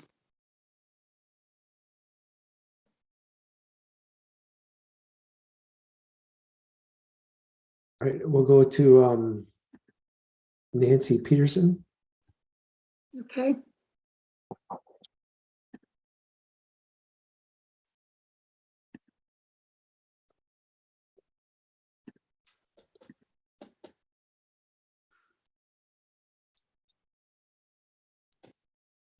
All right. We'll try Scott. Hello, can you hear me? Yes. Awesome. So I was a former student. Excuse me, could you identify yourself, your last name and where you live? Yep, Scott Ritchie Stavrand, and I just moved out of the area, but I've been following this process. I was a student at Gordon and then a resident of the North Shore. And my personal experience career-wise is with construction, mainly around concrete and testing concrete, and just wanted to call in to testify to the fact that concrete is very dirty business. The trucks are very heavy. I saw that mentioned in the presentation, the 30,000-pound trucks, and just in general with construction, if you do approve this plan, I hope that you do aggressively hold the developer to the agreements that they've made, and don't just let them rest on their laurels of saying, oh, we've created this great plan, because plans, it's very difficult for plans to trickle down to subcontractors and to survive budget cuts, going into recessions, and delays, mistakes, those kinds of things. Murphy's Law kind of stuff. So I just wanted to have my voice be heard around that, and thank you for the opportunity to speak. Thank you very much. Ms. Peterson, are you ready to speak now? I am. Great. Please go ahead. Okay. So I'm Nancy Peterson. I'm a direct abutter to the project at 111 Tobacco Road. When I consider the provisions of the bylaws, specifically section 8.2, and I look at what the provisions are to protect a neighborhood like ours, I cannot see in any way, any possible way, that this project would fit into that criteria. The disruption to the neighborhood, the incredible change in the environment around us, everything about it is major disruption.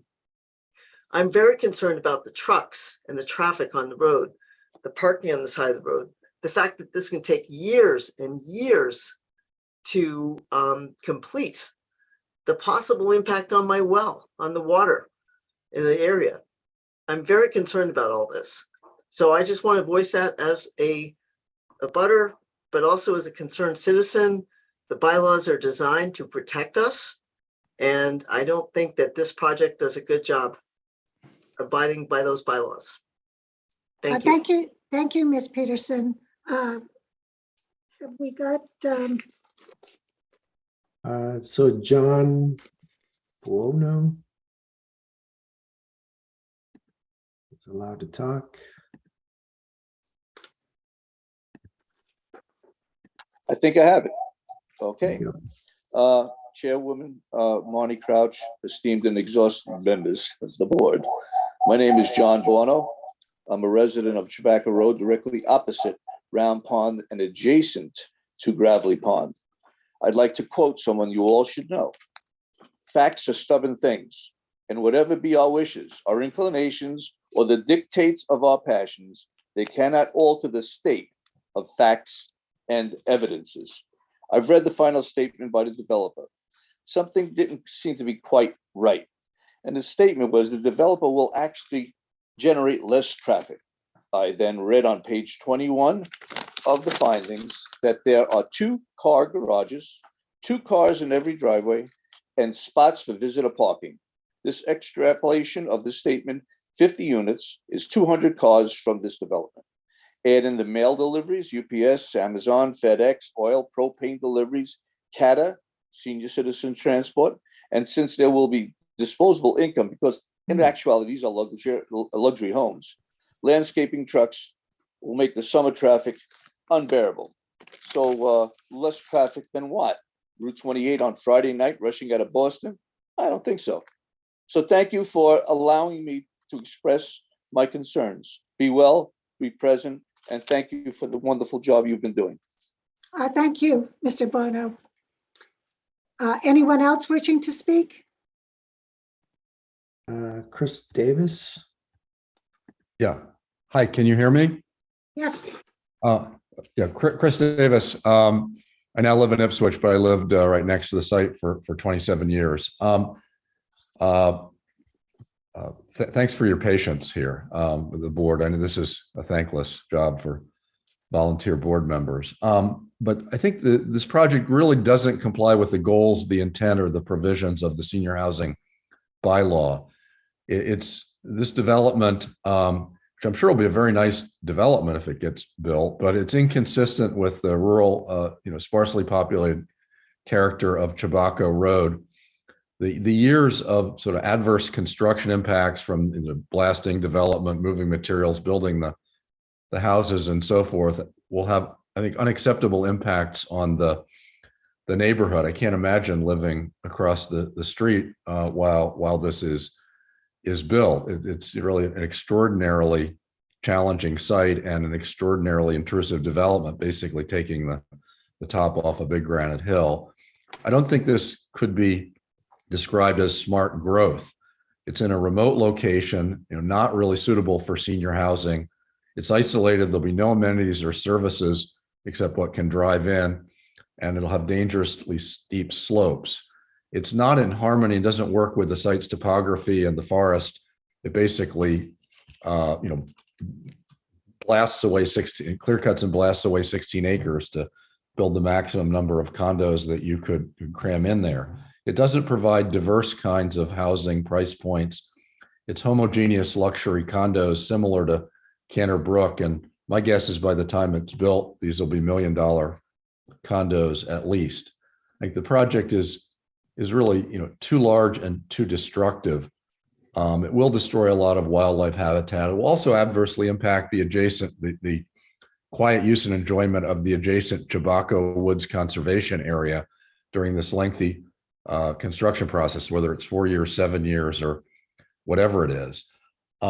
It's not what the senior, I think, I was at town meeting when the senior housing bylaw was debated and presented by the planning board. And I think this is really not what was intended under this bylaw. It doesn't meet the needs of most seniors, except maybe wealthy ones. And it uses up the remaining 50 units that are allowed under the bylaw.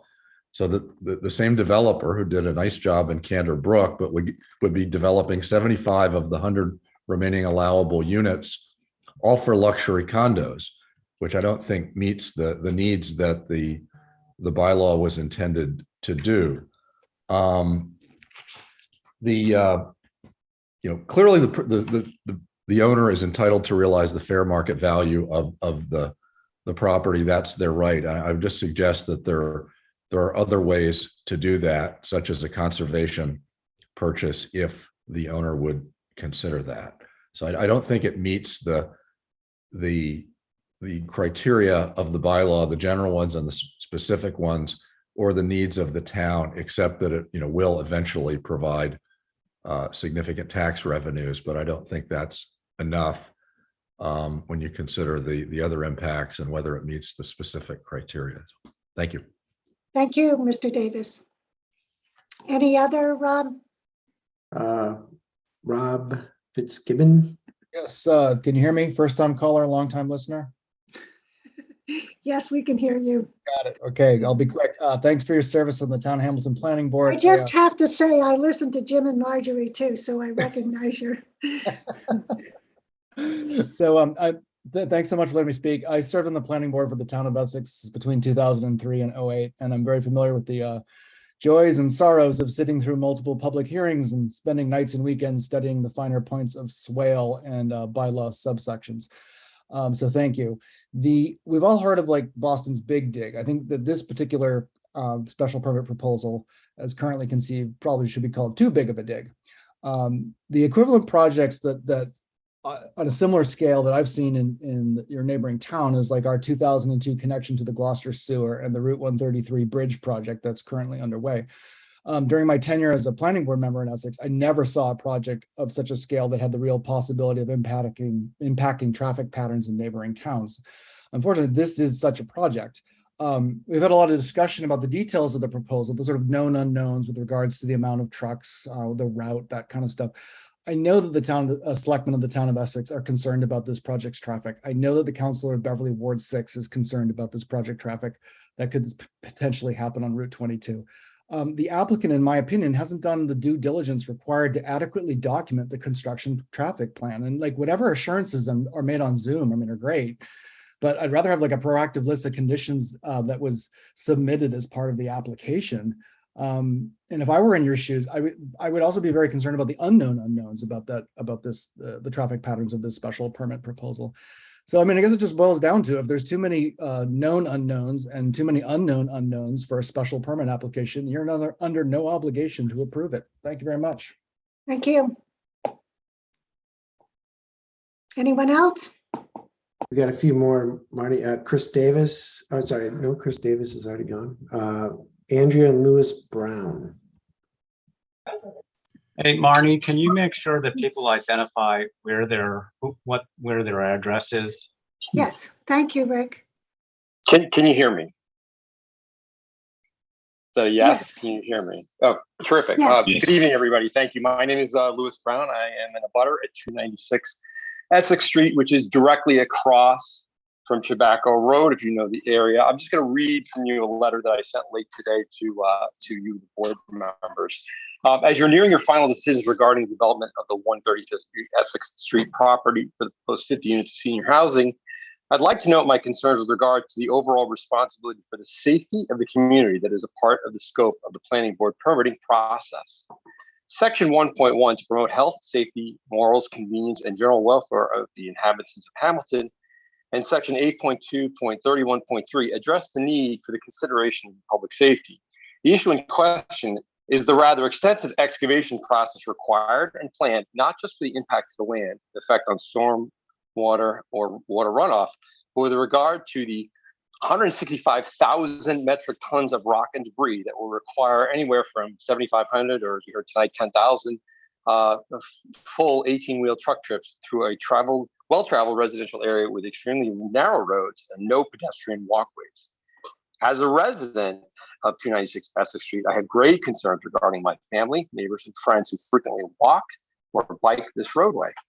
These trucks have large turning radii, and I have noted that traffic coming southerly on Route 22 will be in danger of a lack of time to react to a large truck turning northbound and likely across the lane as they execute this turn, or southbound for that matter. Furthermore, the wear and tear on the roadway during the phase will increase the likelihood of roadway damage that creates additional risks to drivers, as well as added costs to our town services. Nowhere does our town address excavation limitations on property as many other Massachusetts towns do, nor do our bylaws address risk and impacts of such work as it pertains to the risk of project termination other than a bond requirement. If the developers terminate their investment due to potential changing market positions or additional work requiring after starting such excavation, our town is left with a severely scarred land that cannot be remediated back to its original state. Section 8.2.13 of the general requirements, paragraph 1 and 2, encourages low impact development and minimizing disturbance. It is hardly low impact and minimization to require such a large volume of excavation to carry out this project. Pedestrian risk, as I have characterized this issue, could result in traffic accidents with potential for property damage, injury, or even potential loss of life. One thing I've noted through this process is that we have inadequate bylaws that do not address more thoroughly the issue of public safety to the surrounding abutters and neighbors for such an undertaking as this that requires such a vast reworking of the land to remove the mass of almost 2 aircraft carriers built to create this project. And that's not a hyperbole, that's true. I would encourage the planning board to fully consider how to plan to protect the community at large if they intend to go forward with the special permit. Additionally, a requirement of a bond or preferably a credit line to mitigate the risk to the town of any potential damages or changes in economic viability of the project results in the applicants terminating their efforts. Finally, I want to note, I'm not against development of 133 Essex property in total, but I am opposed to, as my late friend and neighbor Kent Wasepka noted, exploiting our code to the maximum extent possible. This is not smart development for our community and my neighborhood. I appreciate your time tonight. Thank you very much. You're welcome. All right, Christina Leah. May I ask all other members of the public who speak, if someone else has made a point you intend to make, could you just note that we're getting late, and I know everyone is eager to wrap this up, and I do not want to curtail your remarks, but if someone has already made one of your points, could you just keep that in mind? Thank you. Go ahead, Ms. Lee. Okay, my name is Christina Lee. I live off Fort Villa Road and just across the lake from the development down a bit. If this remark has already been brought up, just go ahead and stop me. I don't recall that it has, but go ahead, please. Okay, thank you. I have a home office here. For the last 7 years, I'm a counselor. I see clients with trauma. And I'm just wondering about the impact of the noise across the lake and also the traffic patterns, and wondering the impact that this will have on my business. I know I'm not alone. There are many of us who have home offices here that are just very directly will be impacted. And so I just wanted the board to also take that into consideration, as we will have to try to figure out how, if we are impacted, how we will find other places to rent, how we will afford that and how that will impact us just personally and professionally. Thank you for your time. Thank you. Let's see here. Karen and Jelly. I think she may have spoken. Oh, yeah. Okay, still had her hand raised. Elizabeth Ransom.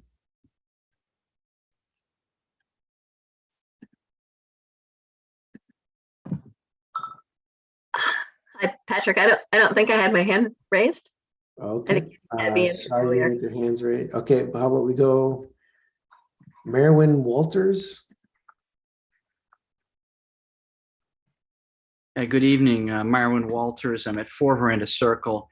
I'm a lifelong resident of Hamilton. I've lived at 4 Veranda Circle for the last 58 years.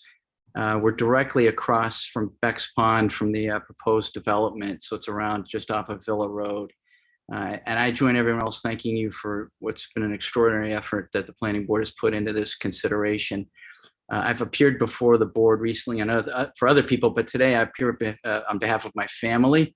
And my wife, who's lived here with me for 25 years, my 95-year-old mother, who's lived here for the whole time I've been here, and then my 3 young adult children. As a matter of principle, we're not opposed to development. We've had developments down Veranda Circle and Villa Road over the years. We never objected to those. They were done tastefully. They were done in a way that fit and were compatible. Today, I just want to focus on the first finding that the planning board needs to make, which is that this is compatible with adjacent land uses and with the character of the neighborhood in which it is located. Others have spoken to it in different ways, and so I just want to focus in a way that I don't think has been focused on yet. I just don't see how this proposal is compatible either with the adjacent land uses or the character. It's not about whether one house has shingles or another one has a ranch. If we look at the current character and land use, it's minimally invasive. It's very low density. They're all single families. They're all residential. It's one home on 1 or 2 acres. If you drive down Tobacco Road, the homes are built within very close proximity to the road. They're sort of stapled to the side of the hill along Tobacco Road. Each one retained the vast majority of trees on their lots. It's hardly any lawns or even any minimal landscaping for most of the people. Some years ago, we had 2 street lights put down where this proposed development is going to be. We weren't happy about it, and we're perfectly happy when the light bulbs burn out. It's just not what we are down here. Between the top of Tobacco Road and the boat ramp, there are only 24 homes. This project would go from 24 to 74. The traffic increase will be just enormous. I do find it a little curious when people who come from out of town and tell us what the use and character of our neighborhood is and our Hamilton neighborhood. It just as a little thing. By the way, it's not Chewbacca. It's not the little furry guy from Star Wars. It's Chewbacca, and we who live down here know that. One diagnostic question I would say for the board as you look at this is, will the proposed development fundamentally change the character and use of the neighborhood? And I don't see how you can go from 24 houses to 74 houses and not change the character. It's just not compatible with what we have down here. The zoning bylaw thankfully provides us in this case with important protection. And it's not just a protection for our neighborhood, but it's protection for the character of the town. And the planning board has the ability to deny it on this basis. And so for those reasons, I'd respectfully request that the planning board deny this application. Thank you very much, Madam Chair. Thank you, Mr. Walters. All right, we have Rob Finucci.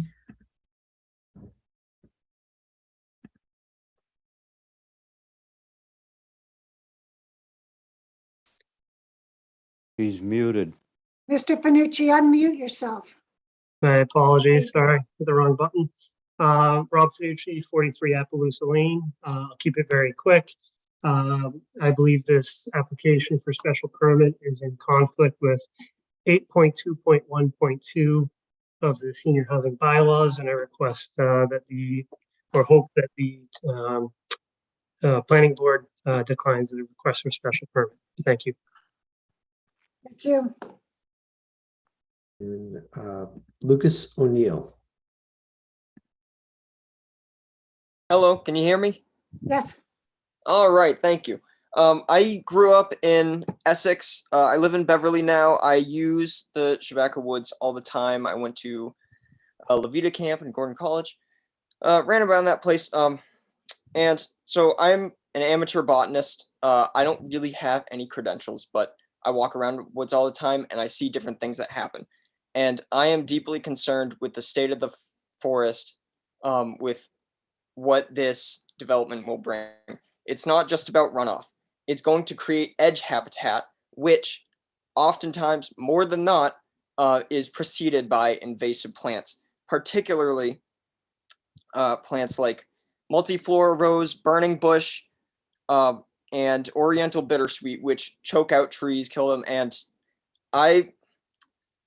going around forested spaces around here, there's a lot of places that have exotic plants present in them.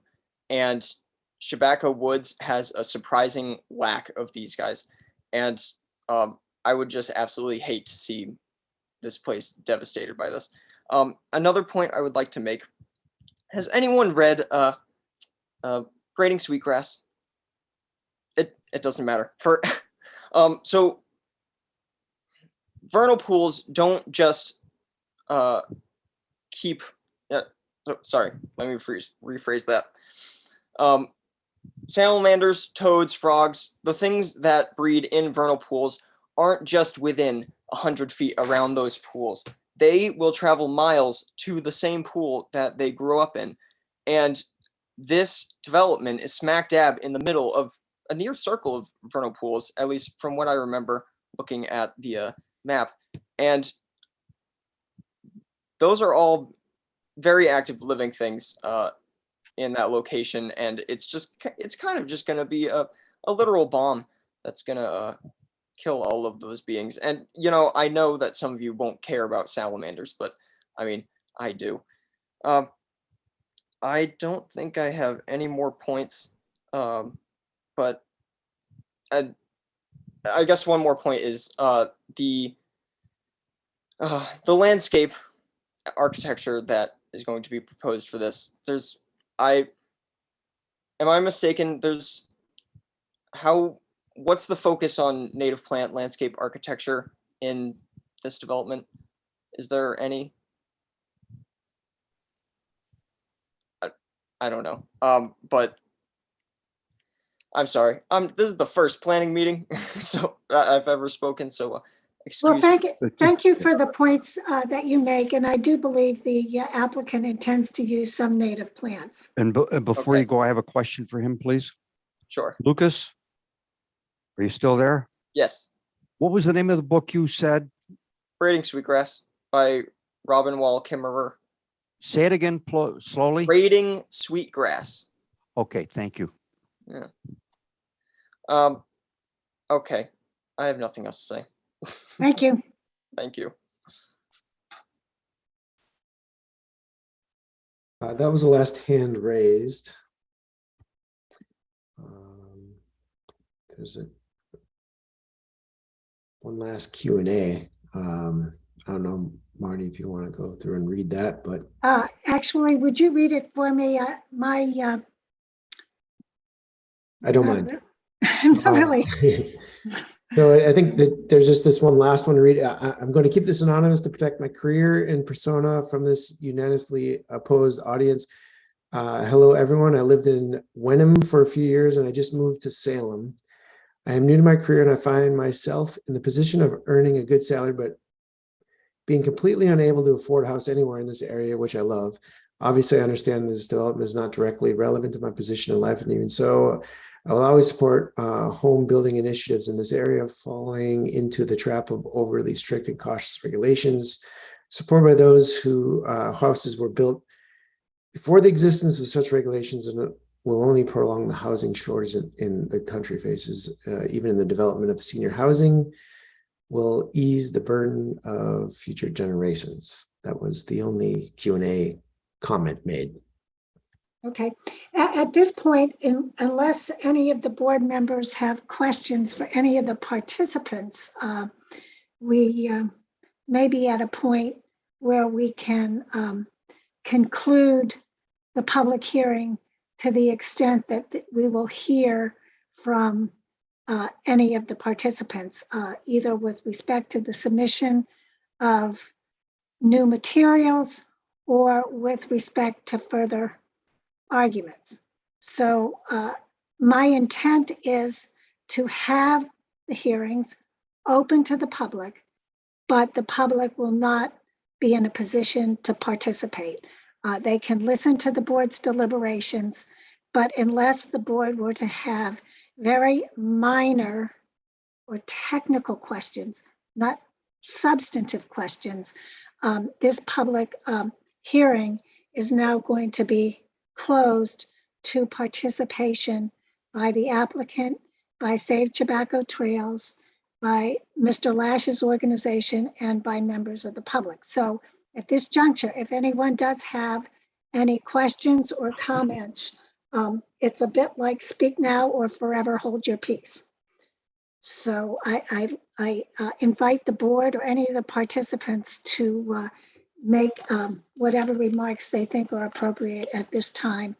And we will continue the public hearing until August 16th at 7 p.m. Well, and I'm going to talk about that, but let's just say 7 p.m. Via Zoom, but it will be solely for members of the planning board to conduct their deliberations. So does anyone have any questions, comments, or anything at this juncture? Do we need to make a motion to continue the hearing? Well, hold on a second. So Marnie, I just want to be clear on this. Yes. Are we closing the public hearings tonight? In a sense, we are closing the public hearing tonight. Obviously, the members of the public will be able to view our deliberations. So in that sense, it's still open, but there will be no further participation. So that 90-day period within which we have to conduct our deliberations, we render a decision, prepare a written decision, and file it with the clerk would begin tonight.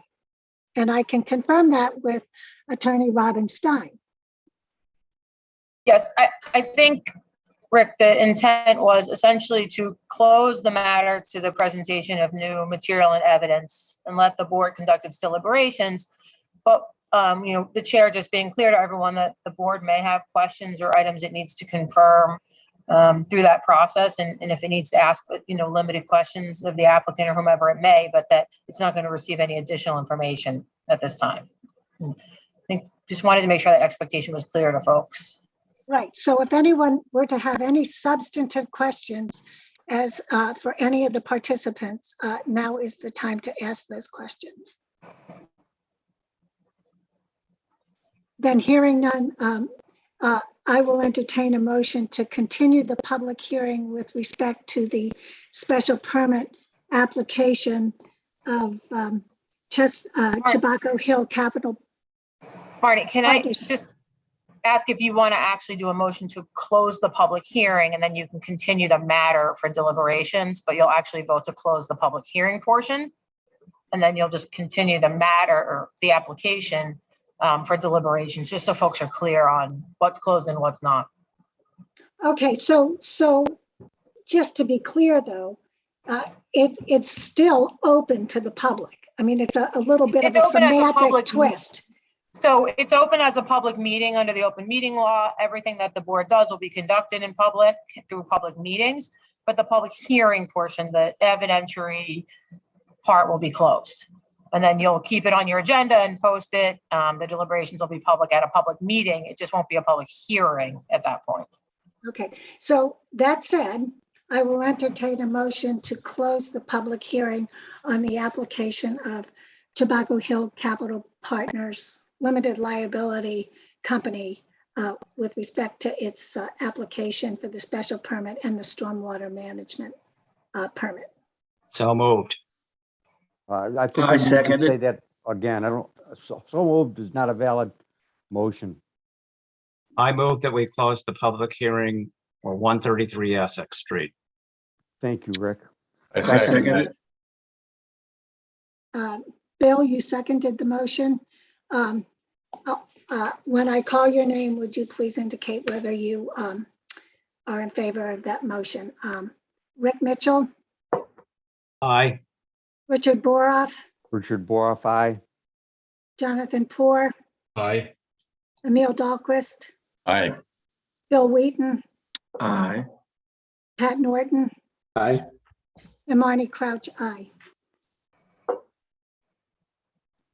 So we will continue the hearing that will be open in accordance with the open meeting laws until August 16th at 7 p.m. And at this point, we can move on to other board business. Marnie, I'm sorry to interrupt. Just to clarify, will that be, at this point, you're intending to be an entirely remote meeting, or should folks plan to check the agenda? At this juncture, it will be entirely remote. Okay. I confirmed with Robin today that the board members could meet in the memorial room. The board members and Patrick Reffert could meet in the memorial room and conduct our deliberations there. And members of the public could view those deliberations. So if you will bear with me, it's going to be a stay tuned. I think we'll assess the level of the BA5 variant, its transmissibility within the next 2 to 3 weeks, and we can make a determination as to whether we want to conduct our deliberations together in the memorial room.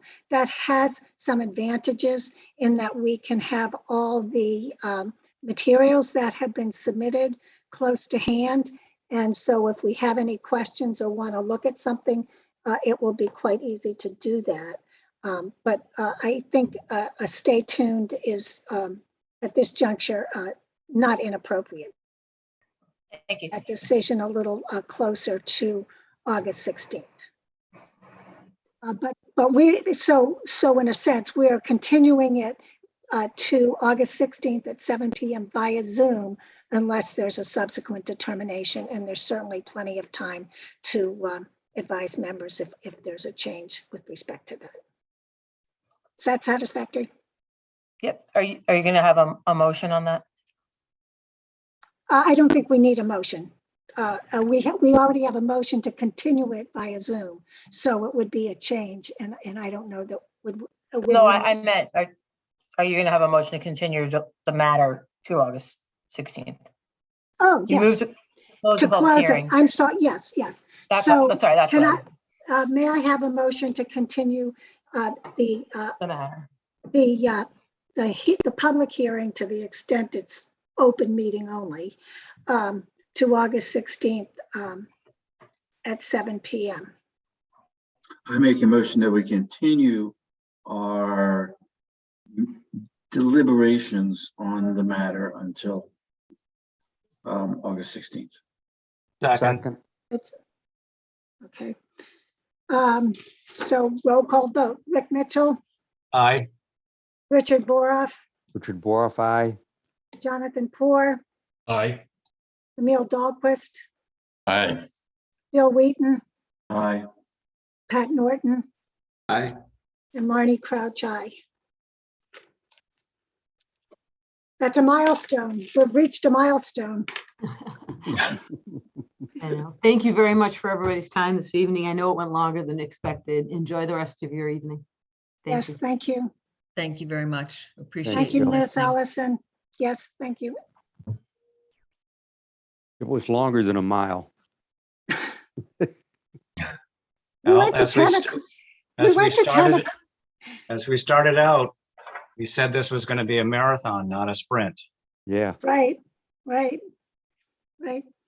So I think at our last meeting, we did talk a little bit about the storm management bylaw.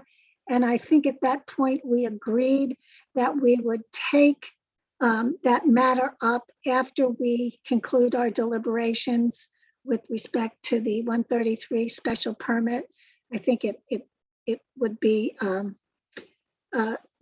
too Herculean an effort to try and make any progress with respect to that to the issues raised by the stormwater management bylaw until the 133 Essex project is in the rearview mirror.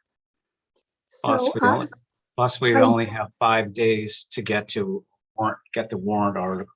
right, impossible. So, Patrick, I think you had some issues with respect to easements, or yes? Yeah, Yes. I wanted to make the board aware that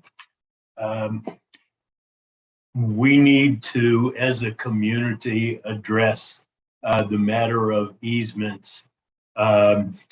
It has continued to come up in a number of instances.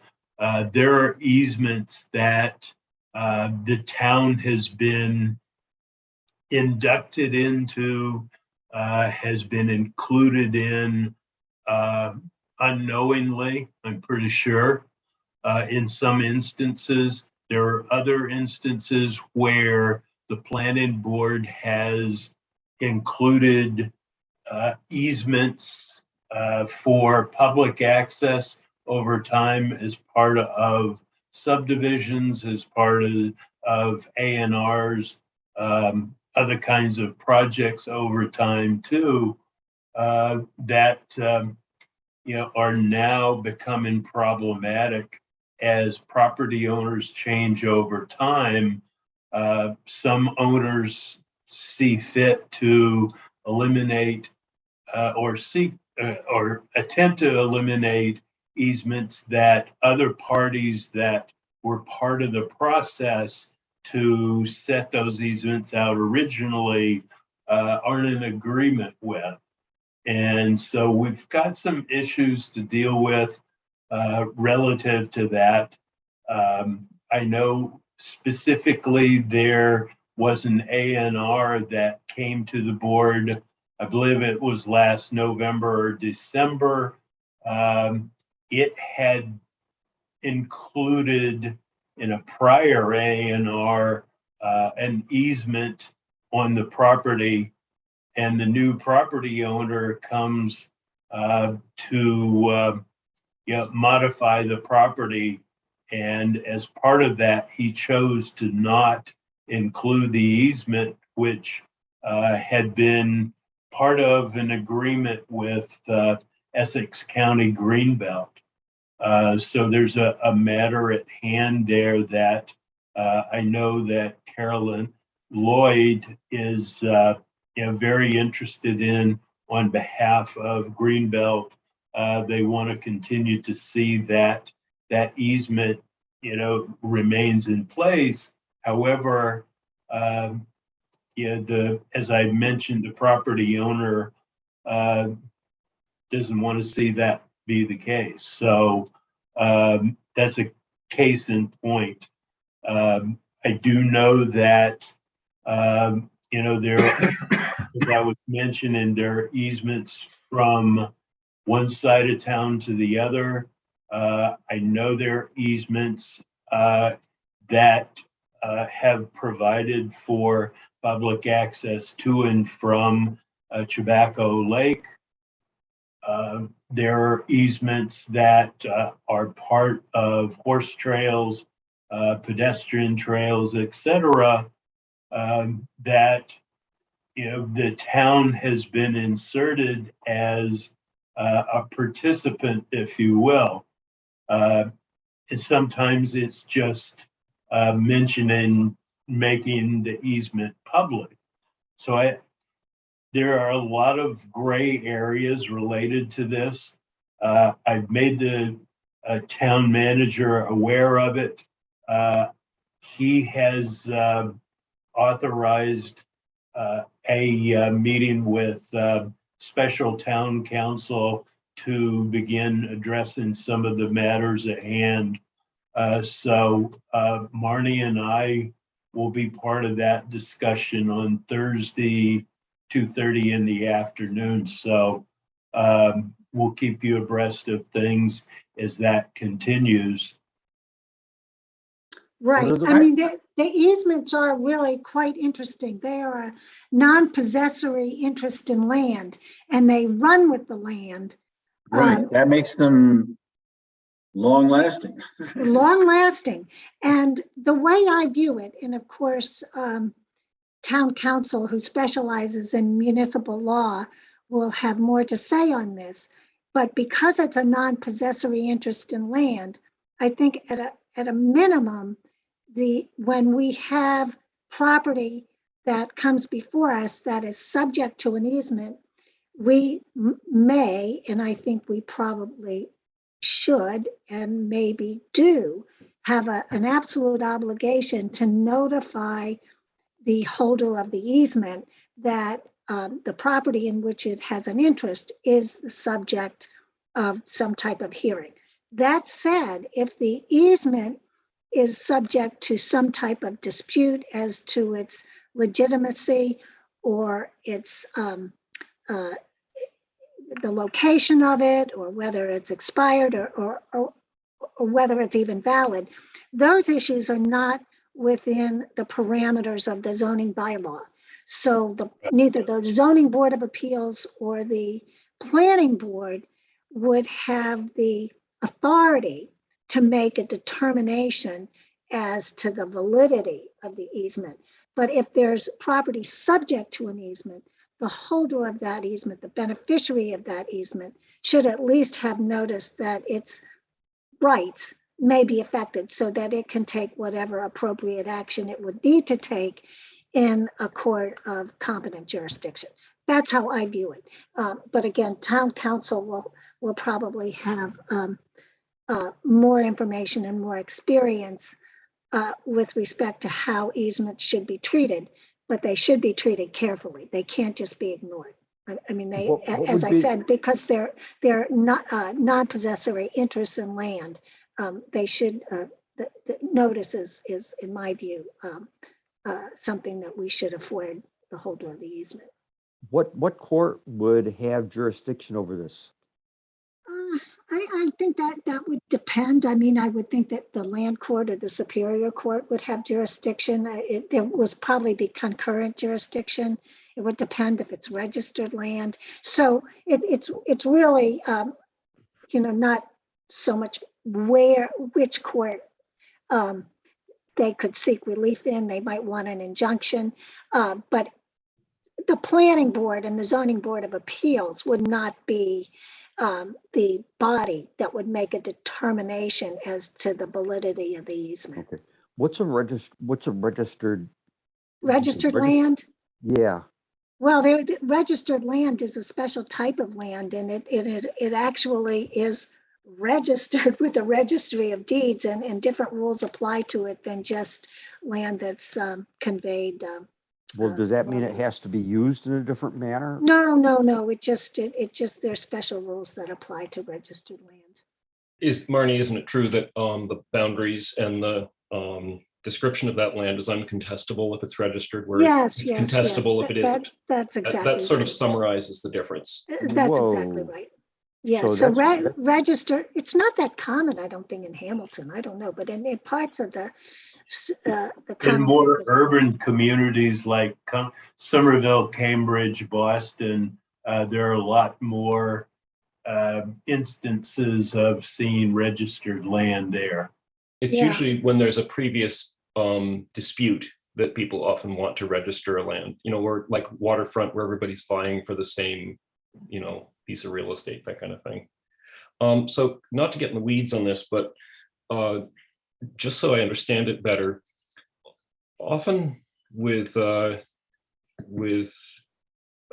easements, they don't necessarily show up all the time. They can be lost in in an obscure map or reference. How would the planning board be, for lack of a better term, responsible for knowing when they exist?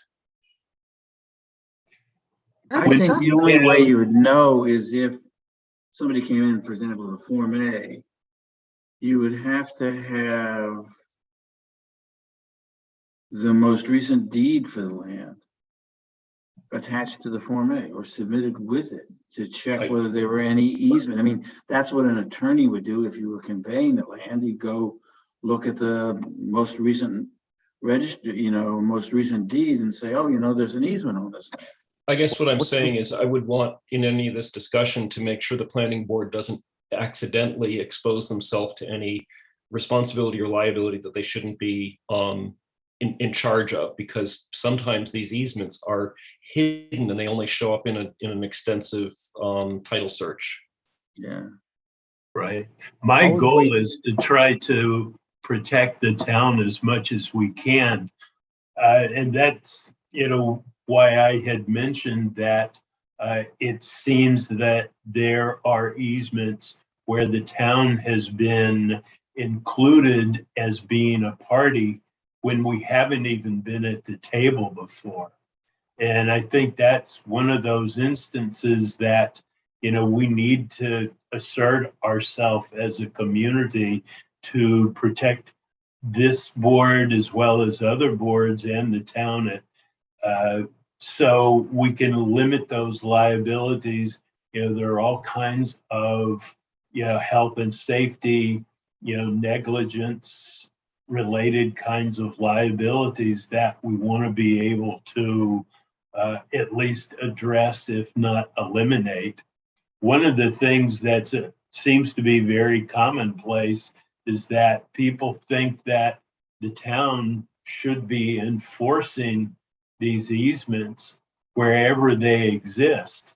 We don't have easement police. We don't have surveyors. We don't have deed, researchers and legal staff that have the ability to, pursue that kind of, in the weeds thinking to allow us to address those things. So, my goal is for us to be able to, as I say, protect ourselves as a community, and then also to make sure if we're not on the hook for being responsible for enforcement and other kinds of actions, particularly maintenance, that we're off of that hook. I don't know. We don't want to do that, but maybe we could, make some small change to a bylaws so that any plans that are submitted to us, right? Form A's, Form B's, subdivisions, it says in our bylaw must have all recorded easements indicated on the plan. I don't imagine that's part of our rules and regs. I think that's a great addition, but my point is that sometimes even the best intentions, those things are obscured. Sometimes not by the best intentions. Somebody takes over the land and they just wipes the easement off of the land. Agreed. It goes both ways. But I guess what I'm sort of answering my own question, which is I would support this effort because I do think there's a lot of tripping points and liability embedded in this. So how many easements are there in town, or approximately? Anybody know? I have no way to know. Yeah. So the only way you'd know is if you owned one. You owned a piece of property that had an easement on it. Remember, easements can be different kinds, Richard. You don't necessarily have a public easement. You can have, a private easement. The guy next door is allowed to walk across my land forever. And they can be. Or drive flavors. They come in all flavors. Right. Drainage easements, utility easements. This is great, and I'm hoping that we can get some guidance from town council. But if the easement is not recorded on or not set forth on a plot plan or set forth in a deed, it's unlikely that it would be a viable easement. But that said, if there's no way for the town to know it exists, there's not much the town can do to see that the holder of the easement. Well, but gets if notice. for example, if a developer comes in and fails, perhaps on purpose, to note an easement on a plan before us, right? Then we could say, I guess, Attorney Stein we could say that plan was null and void because it was presented to us without, the required information. Right. Right, if there's an easement set forth in the deed, then it should be. It should be on the any- plan. It should be on the If it's plan. not on the And plan, then it's subterfuge in some sense, or it's an maybe invalid you plan. would call it fraud. Right. I think that the trick here is just to make sure that the town's not responsible for knowing the easement exists. That's the trick. Is Right. The Yes, burden needs yes, to be on yes. the applicant. It cannot be It's on on the the town. applicant, absolutely. Yes. Agreed. Right, and then if an entity like the Essex County Trail Association has a list of the easements on property where the trails are, I mean, that they should really provide that information to the town, just so that kind of as a double check. And the other thing that they can do is, if they know that there are easements on property, they can just look at the agendas for the ZBA and the planning board and see if any properties that are subject to their easements are on the agenda, and they can appear. So the ECTA might be in a better position than some, because Yes. they actually have a real vital interest in keeping the trails open for the benefit of equestrians and runners and cross-country skiers and dog walkers and that kind of thing. Other individuals who have more limited easements might have more difficulty, but you know, they're all types of easements. They're utility easements, and it's not a simple matter, as Patrick has alluded to. There may not be a simple answer, but your suggestion is a good one. But how that would be implemented, zoning law, you know, across the zoning bylaw. How would it be enforced? How would Right. we know that there is an easement if the petitioner didn't put it on the plan? Right.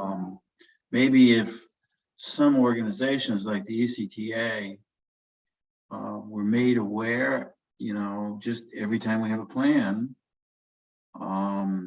we just send them a note. It's we're coming up with a plan for such and such road. They can quickly check their records and then say, well, we, get back to us and say, well, we have 3 easements on that land.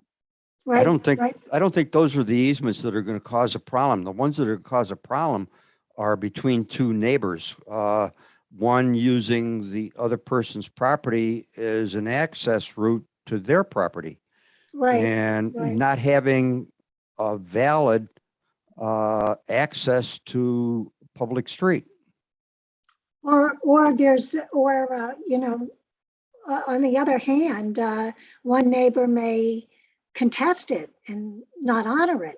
And so, but those kinds of disputes would have to go to a court of competent jurisdiction.